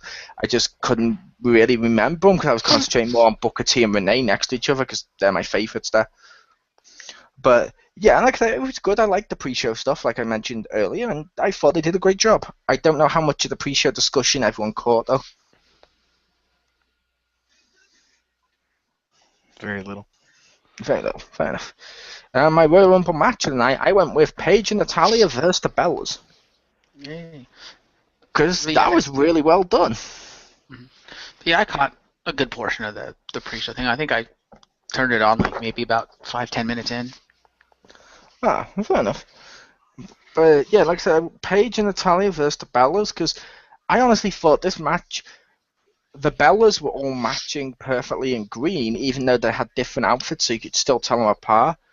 Natalia and Paige matched the outfits, so they felt like actual diva teams. And during the matchup, they wrestled really well, because obviously Paige and Natalia can wrestle, the Bellas can too, if they've got the right opponents. And I just thought it was a solid tag team match and a solid Divas match. I was like, that's pretty cool. I really like this match. Mm-hmm. So that was my choice. Okay. Back to Rick. I'd like to say I was a little disappointed with Kofi tonight because he didn't really have a spectacular Royal Rumble save this year. It's like the first year he didn't have a spectacular save. What about the Rosebuds? The Rosebuds, he landed on the Rosebuds, and they put it back to back. That was funny, but that wasn't a spectacular Kofi save. To be fair, the other stuff that people call spectacular, as we point out every year, I'm always like, he could have easily just hopped on one leg and walked to the ring. It always seems like, it's normally with the Kofi saves, it appears like he's put more effort into getting into the ring than he should have. No wonder he loses. True. This one, they caught him and then they put him back in. I'm like, they actually did a pretty good job with that save. It was spectacular just because it was actually a legitimate save because he would have hit the floor. I like that. Yeah. And it was made better by the fact that they immediately abandoned the guy they're supposed to be working for when he got eliminated 2 seconds later. They did. Fair enough. But, it's back to our lovely host of X-Smarks with Richter Hammer. That is, of course, Richter Hammer. All right. So for my promo of the night for NXT, it was probably the one near the top of the show where Sami Zayn came out. He was supposed to have a match. He just beat up his dude, and then then he got a microphone and he had Regal come out and he was angry but still being super nice. So he's like, "I'm not gonna tell you to give me a match. I'm just gonna ask." It's just kind of funny how he has that I'm angry but I still am being a nice guy, and I think it's funny that he's actually able to pull that off. And he's asking for a match with Kevin Owens, and he's like, make it non-title. I don't care. He doesn't, you don't have, it doesn't have to be for the title. I just want to fight him. And I'm like, yeah, I could see that, because also it'd be funny if Kevin Owens is like, no, I want the title. I'd be like, I thought you said you'd fight anyone anywhere. So I was glad that it seemed like it's just a not. They made sure in the little promo picture, for the next event, NXT, not pay-per-view, but where they it would have their names and then it would flash to non-title match, and I was like, okay, they want to drive that home so people don't expect Kevin Owens to have a belt or something. But yeah, I gave it to that. And for my match of the night would be probably I believe it was the main event. It was at the end of the show. Didn't feel main eventy, but it was the best match of the night, which was Hideo Itami versus Tyler Breeze for the because they have the number one contenders tournament, single elimination tournament, and that was a pretty solid match. Tyler Breeze is actually pretty decent. I like his gimmick. I don't know. I'm never too fussed on him, but it was actually a really solid match with those two. And also had that dude that he made fun of a couple weeks ago. I don't know if anyone saw that. Is stalking him now or something. I don't know. This one is at least more visible than last week, because last week afterwards they're like, "What is this thing?" And you see they circle a screenshot with this blurry thing in the background. I was like, I don't know. It was hard to tell, but this time they showed him either on a monitor behind him or down on near the entrance ramp. I wasn't sure of it. It was a lot. You could tell that there was someone there, and you're like, oh, okay. They didn't have to point it out later. It was hey, no one saw this. Here this is. But anyway, yeah, the match was pretty good. And on to the Rumble itself. This was touched upon earlier, but my promo was for the Rumble was the commercial for the WWE 24, the WrestleMania 30 thing.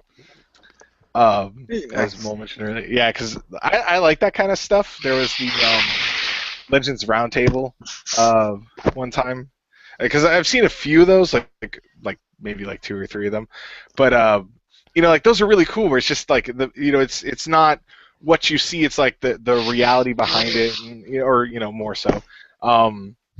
But it's kind of cool to see that kind of stuff. I don't necessarily want to see it for every show. Like WrestleMania seems like an appropriate place to do it. But it's just kind of cool to see that stuff. So I saw that and I was like, I want to see that. I can't wait till that's up. And I completely agree. I love that Legends of Wrestling, the roundtable discussions. I love them. They're always just fascinating because you're not getting, although part of it kind of is, but you're not getting WWE's take on history. Yeah. You're getting the take on history by the guys that were actually there, and they'll give real reasons for various stuff, and they'll talk about how the business works. And it's like, it's just fascinating hearing them talk and hearing their thoughts and opinions on different subjects. And yeah, the 24 thing, like I said, WrestleMania was a year ago, so it's like, but at the same time, I really want to see it because it does look really interesting. Yeah. Which I believe Jim described it as TNA's, whatever the hell it's called, but with a smaller budget. Or bigger budget, I should say. Yeah, pretty much. But I'm looking forward to it because it's like kind of cool, and you get to see all the faces behind the scenes and stuff. And I made the joke of I kind of want to see Brock backstage with Undertaker, while Undertaker's pulling the Vince McMahon face of it, and then my streak's gonna end. But I don't think you will. But I still think it's kind of cool to see the behind the scenes and see all the effort they put into every little thing. Because like you saw on the clip of Triple H putting on like his ring gear and stuff like that, just for that spectacular entrance. And it's like it's a 5-minute entrance. Something tells me a lot more work's gone into that in 5 minutes. Yeah, probably. It probably took him longer to get into the outfit. Yeah, probably took him longer to walk from wherever they put it on him to where he came out to do his entrance than 5 minutes. Yeah. And for my match of the night, I had to give it to the Rumble. I really did like the triple threat match, but I don't know why. I really like the Rumble matches. Like in general, they're always like really entertaining. Usually because they've the surprise entrants are always, at least people are, like whether or not I like them, I'm always just like, oh, that guy, like they always pop out a guy that I might have forgotten about or I did not expect whether or not I like them. It's kind of cool to see that kind of stuff. And they're like cameos, Yeah. I like cameos, but I like the Rumble match. And when Bubba Ray's music hit, I was like, that sounds like the Dudleys. That can't be. And then he comes out, and I was like, oh, okay, it is. But I like that match. Although one thing that sucked was when I was watching it, at one point, probably in the middle or something, I don't know what happened, but like my stream started messing up, and so it like booted out of the app, so I had to like reload it and then try to and then by the time I got back in, it was like, oh, we're down to the last 4 people, and I'm like, there was like 10 people left when I. When it messed up, what happened? So I had to like rewind, see who I didn't see. Oh, I was gonna say, is that the part where Big Show and Kane teamed up? Yeah, I like missed all that. So like I was so when I was like rewinding it, and I'm like, oh, Ziggler came out. Okay, it's like he wasn't there. Yeah, because it went, and I was like, what happened to Rusev? What happened to this guy? What happened to this one? But because I'm trying to remember when it cut out. I think it was a little bit after Titus. I don't remember what number he was. But it was a little bit after that, and then it I came back right when it was the final 4. I guess now final 5. So that's why when Rusev came back, I was like, oh, I guess he didn't get eliminated because that part was really messed up for me, and I don't remember if I rewound enough, so I didn't see him not get eliminated, so I just accepted he was gone. It's probably because the network is sort of like TiVo, where it learns your habits. Like, oh my god, Titus O'Neil's up here, turns it off. Yeah. You don't want to watch him. That's true. But yeah, I liked the Royal Rumble match this year. I honestly thought I was going to give that match of the night, which, like I said, to be fair, I didn't hate any matches this night. Yeah. I was like, oh, come on, match of the night at the Royal Rumble before it aired. I was like, it's obvious which one's going to win. Yeah. It has to be the Royal Rumble. It's in the name. Yeah, And only Richter gave it his match of the night. that's what Rick do. But should we run through the list of surprise entrants since we're talking about the Rumble match itself? To be honest, we've already covered everybody on that list in some capacity tonight, except for the Boogeyman. Yeah. Yay! In order of Although appearance. I was gonna say that I think And Zack Ryder. pretty much every match that was on And the Zack Rumble, Ryder. somebody had it as their match of the night. So like everything got a spotlight. But just really quickly, in order of appearance, we have Bubba Ray Dudley, Eric Rowan, who hijacked fucking what's his face, Curtis Axel's spot. Now I've got your spot. Yeah, pretty much. He Mega Man'd it. We have the Boogeyman for no reason. I was like, wait, he still actually wrestles? Because I thought he just did behind the scenes like bit stuff like as the Boogeyman. I didn't think he actually still wrestled. I'm like, okay then. To be fair, on all the cameos, like Bubba Ray and DDP, as much as I like them, aren't they out of nowhere and for no apparent reason? Isn't that the nature of the Royal Rumble cameo? To say Boogerman appeared for no apparent reason. He had a reason. He was in the Rumble. True. Yeah, we had Boogeyman, then we had the return of Zack Ryder, who's, I guess, no longer injured. Yeah, he didn't last very long. And then we had DDP, and then, of course, The Rock. Yes. Yeah, which is worth noting, it wasn't long after Zack Ryder was eliminated did the crowd go hostile. What did I tell you, WWE? He was their second hope. No. Yeah, apparently. By the way, if I can just interject for 1 second. Speaking of the crowd going hostile here, it's relevant to mention this while we're on the air because I was looking into the continuing events as they're unfolding here. It should be noted that as of right now, since for the last 2 hours or so, and still as of right now, I don't know if it's still for several hours. The number one trend on Twitter, and still one of the top trends right now, hashtag cancel WWE Network. Wow. With many people tweeting screenshots of their cancellation page, and others saying that the cancellation page crashed at one point. It's also worth noting that a poll on WWE's Facebook page regarding thoughts on the Royal Rumble had 75% of fans giving the show a thumbs down. I need a Facebook page now. Yeah. With had over 23, that poll had over 23,000 votes on it. To be fair, I will say they may have taken a photo at the cancellation page. I really doubt they've all cancelled. Yeah. I really doubt that. That sounds like one person may have. I mean, he's probably gone and renewed it straight away. Or one person may have actually cancelled it. But my guess is most of them are just doing, like we said, oh, cancelled. It's like, who remembers, obviously, with video games and stuff, who remembers Die Microsoft trending with the Tomb Raider game? And, oh my god, we'll never purchase an Xbox system. Screw you. Then, boom, guess what beat PS4 in the Black Friday sales? Well, I was hoping I wouldn't have to use this, but I mean, you have the people like, oh, like that's trending, and then they're like, oh, here's my cancellation page in theory, and people thumbs downing it because of one thing. That's why we can't have nice things.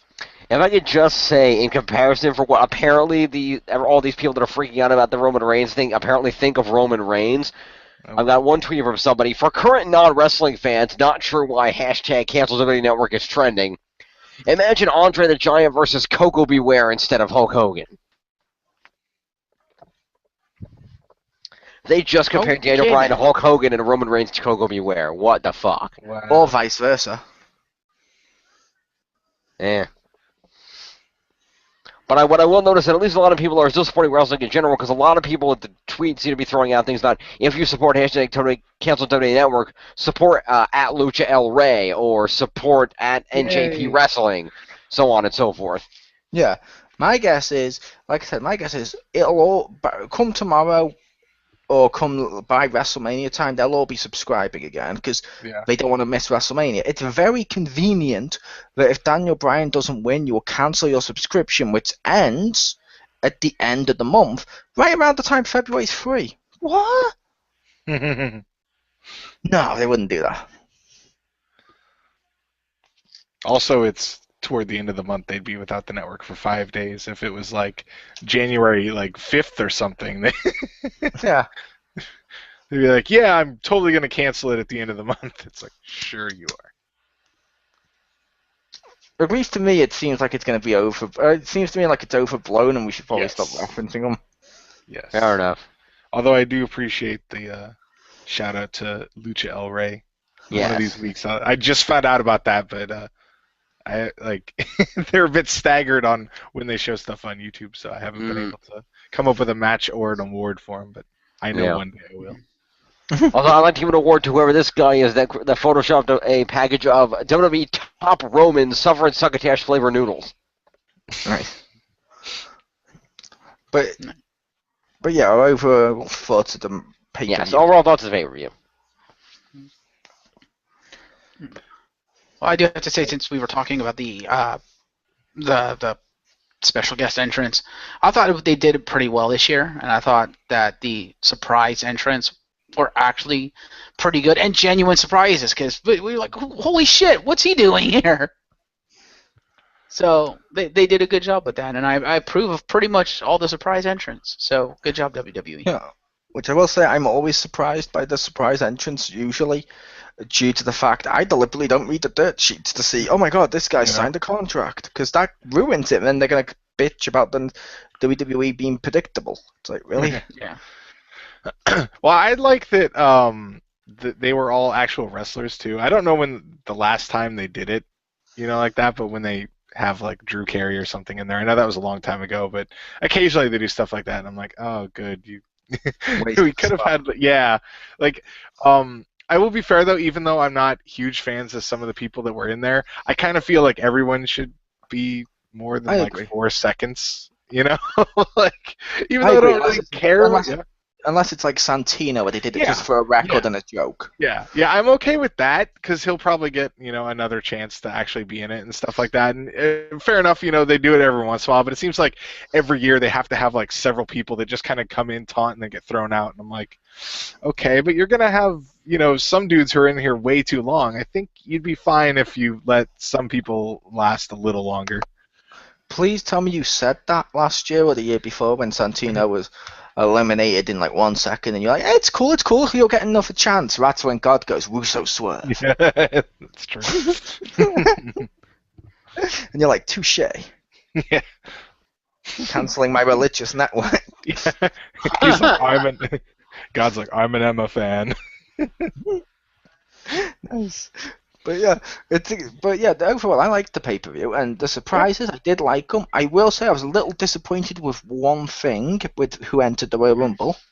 Mm-hmm. Last year, they set a precedent, which everyone was expecting, with Rusev, of if this is the time you bring up an NXT star. It's the perfect chance to bring up an NXT star and use him in the Rumble, and they gave us Curtis Axel and Sin Cara, which, can you really count them as bringing up NXT stars? or are they just returning to the main roster? It's like, you know what I mean?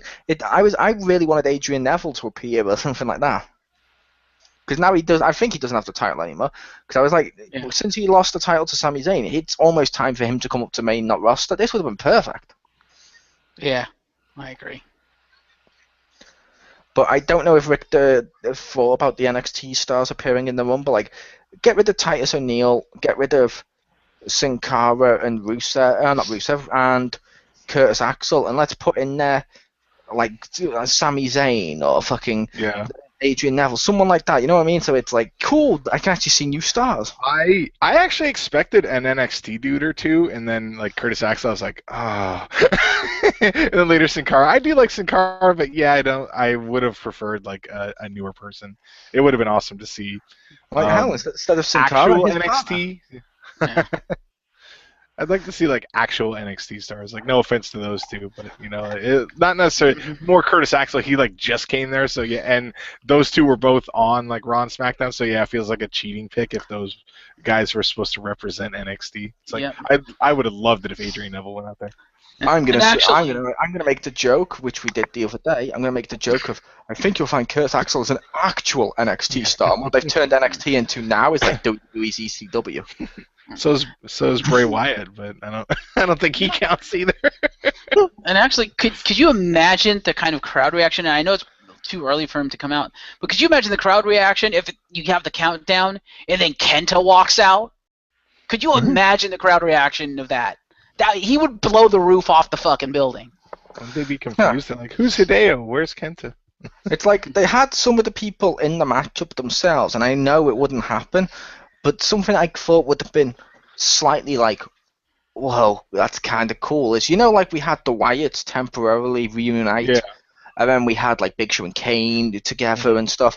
How awesome would it have been if at one point, if say like Kane and Big Show had been dominating and there'd been like a few faces around, obviously different placements, and assuming he hadn't lost his spot, Curtis Axel, Ryback, Wade Barrett, and stuff, and he replaced Tyson O'Neil with Heath Slater, and get all of them to just reform Nexus temporarily. That would have been cool. I'm gonna be honest too. The other thing that surprised me, I was honestly expecting Sting to be in the Rumble. I'm kind of glad he wasn't, because if Sting appears in a WWE match, he needs to arguably win his first match, or arguably lose it, depending on what they're going for. But how pissed would you have been if he'd got into the ring and instantly been eliminated? Instantly, I would have been pissed. But if he'd come in, maybe eliminated, like, say, one or two people and then get eliminated, I'm cool with that. Because, I mean, yeah, I could go either way with it. I'm a little disappointed he was in the Rumble, but at the same time, I'm okay with that. But I still halfway expected him to be in the Rumble just because they've established him now in the WWE, and knowing that the Authority would probably try something in the Rumble, I halfway expected Sting to put himself in the Rumble to counteract something like Big Show and Kane teaming up. Honestly, I expected him to do The Rock. And I don't mean literally to fuck Dwayne Johnson. I mean, I expected him to do what The Rock did and run out and help the other two. Yeah. Yeah, True. Funny. He comes out and like eliminates Big Show and or Kane, or like helps even the odds, and then just goes over the top rope and leaves himself. Yeah, he just eliminated himself. Yeah, okay. Yeah, which I will say, I loved every match on the card was pretty solid tonight. Even the backstage segments were good. Nothing made me go. Mm-hmm. The only downside, as Marcus touched upon, obviously, and we discussed, was some of the crowd reaction seems a little negative. It seems like they're overreacting for the sake of it because it's cool. It's like the same people who, and I don't mean any offense to anyone listening with this, like the same people who had the crowd signs up, like the ECW one, if Cena wins, we riot. They wouldn't have rioted, we know this, or, oh my god, Cena's just won the world title, we're going to stop watching wrestling. And then they appear next week.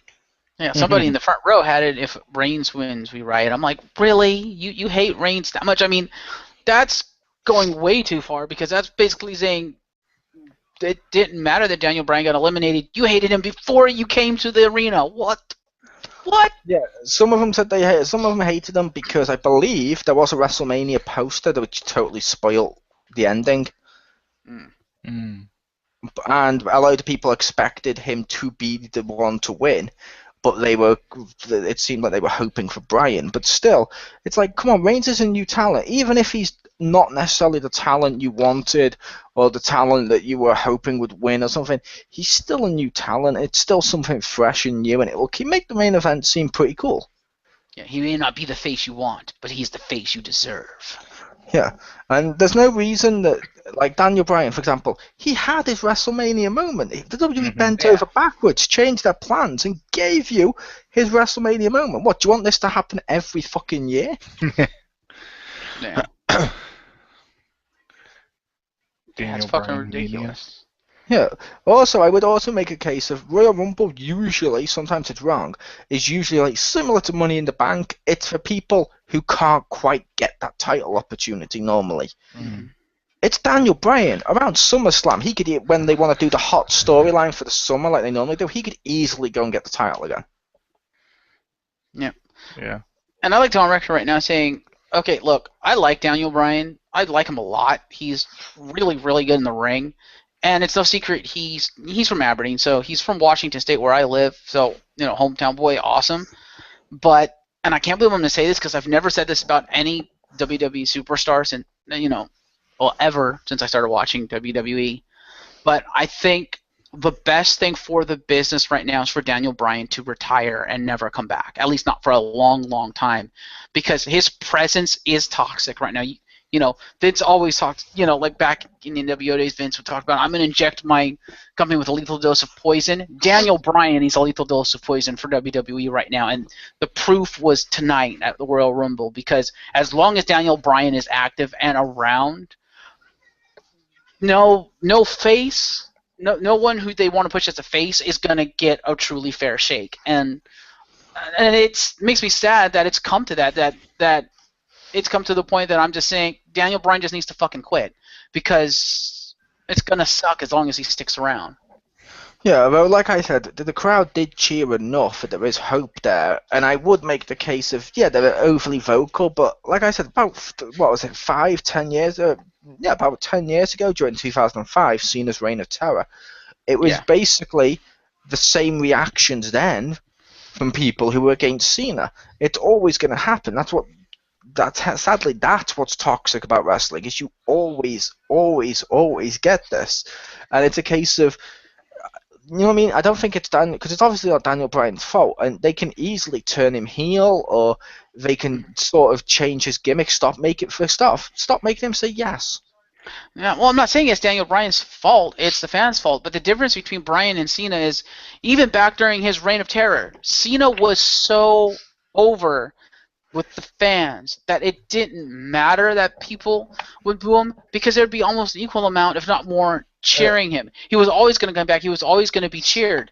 The difference is with Daniel Bryan, and maybe it's just me, but I get the feeling that as long as he's around, if their perception is that WWE is screwing him, the other people who, like Roman Reigns or Dean Ambrose, who should be getting the pushes, who should be over with the fans, just aren't going to, because they're not Daniel Bryan.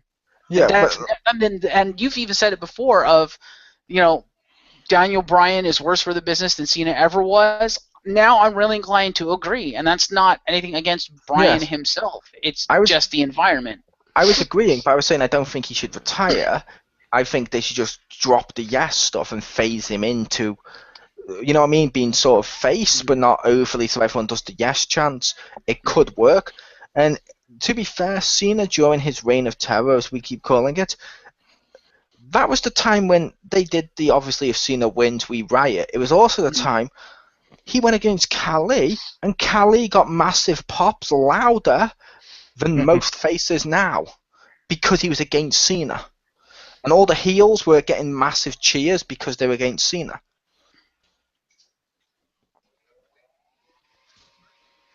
Yeah, which, to be fair, could be seen as a good thing, because you have guys who normally wouldn't have any backing all of a sudden getting cheered, and because WWE wanted to take advantage of that, all of a sudden they're showcasing this talent they never would have showcased before because they weren't over with the fans. Whereas with Daniel Bryan, it's the exact opposite. It's like Daniel Bryan's mere presence is going to bury anybody he goes up against, almost. And it's but that was a case of Khali, for example. They were pushing him as a big heel. He was doing great heel stuff, even doing stuff like, for example, who remembers when he brain chopped Undertaker, put his foot on him and pinned him 1, 2, 3 in like a matter of seconds? Yeah. He was a massive heel. They were pushing him as a heel, so cheering him and ruining all the heel stuff that he's doing is equally as bad as booing a face. True. To the same degree, because wrestling needs massive heels and it needs massive faces. Yeah, you cheer and boo for who you want to, but there is a limit. This just seems petty. Yeah.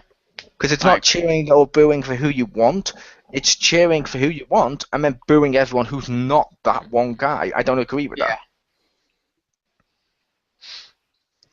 True. And that was my point too, because even with Cena, people who face him got massive cheers, but it wasn't everybody, because there would still be people who would face Cena and they would still get booed and Cena would still get cheered. Wasn't that often during that time, but it still happened. Whereas with Daniel Bryan, it seems like like you said, everyone's cheering for Daniel Bryan and booing everybody else, and I'm like, you're burying the rest of the fucking roster. What the hell? Yep.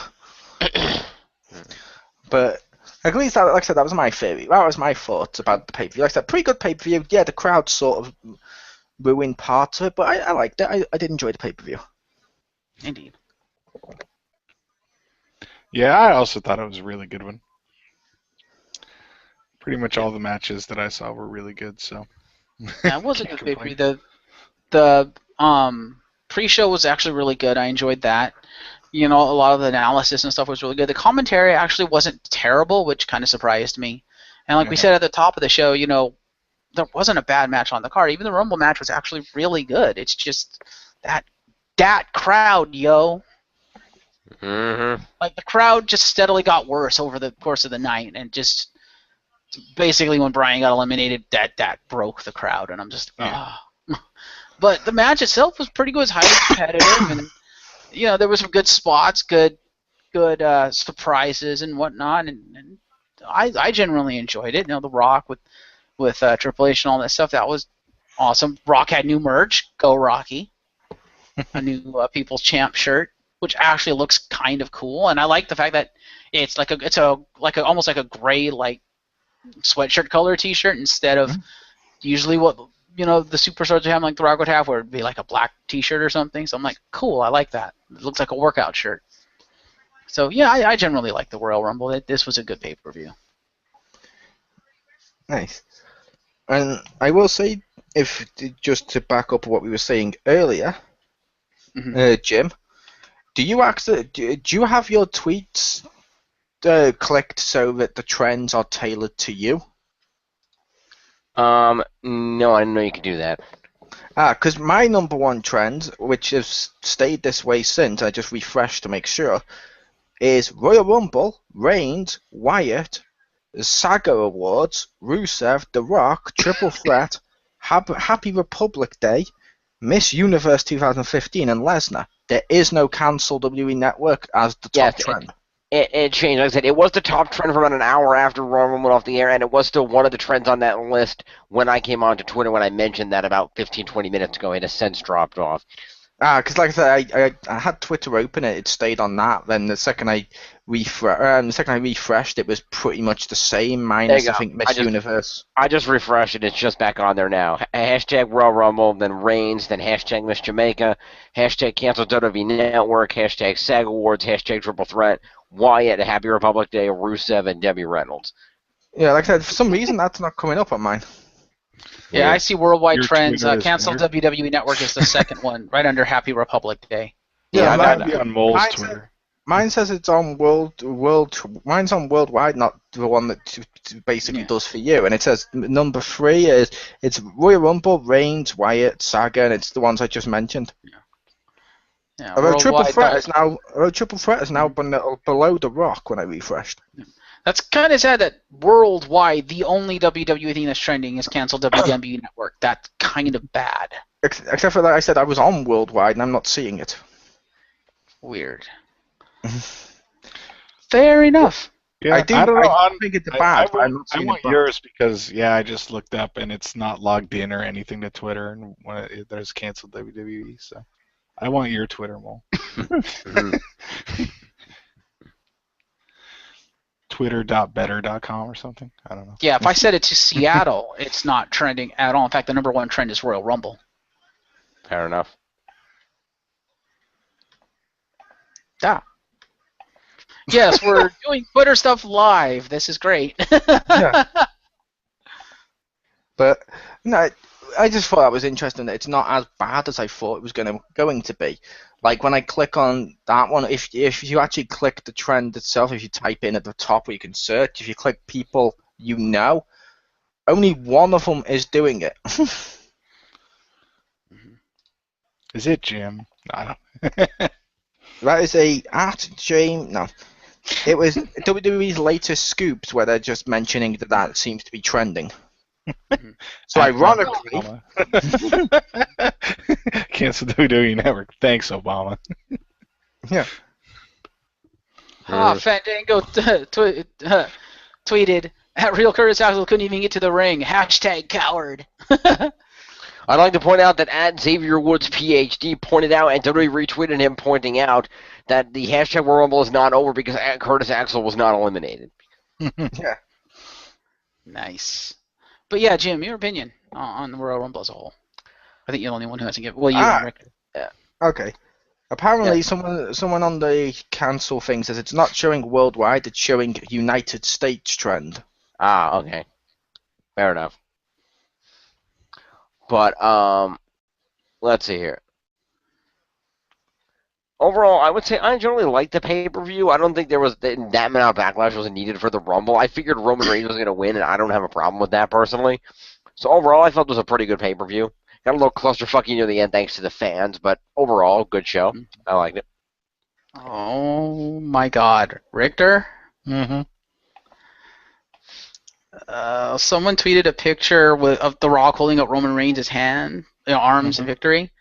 They have Solid Snake's head on The Rock and Ryden's head on Roman Reigns. Wow. Oh, yeah. That's bad. Anyway, take us home, Richter. All right, so there you have it. We're all pretty much in agreement that it was a good pay-per-view, and the fans are overreacting and entitled little shits. But other than that, so I'd like to thank everyone for joining us for the previous weekend wrestling and the Royal Rumble pay-per-view. Hopefully, we will see you back next week, where we will discuss what is coming up now. So thank you very much, and good night. Yep.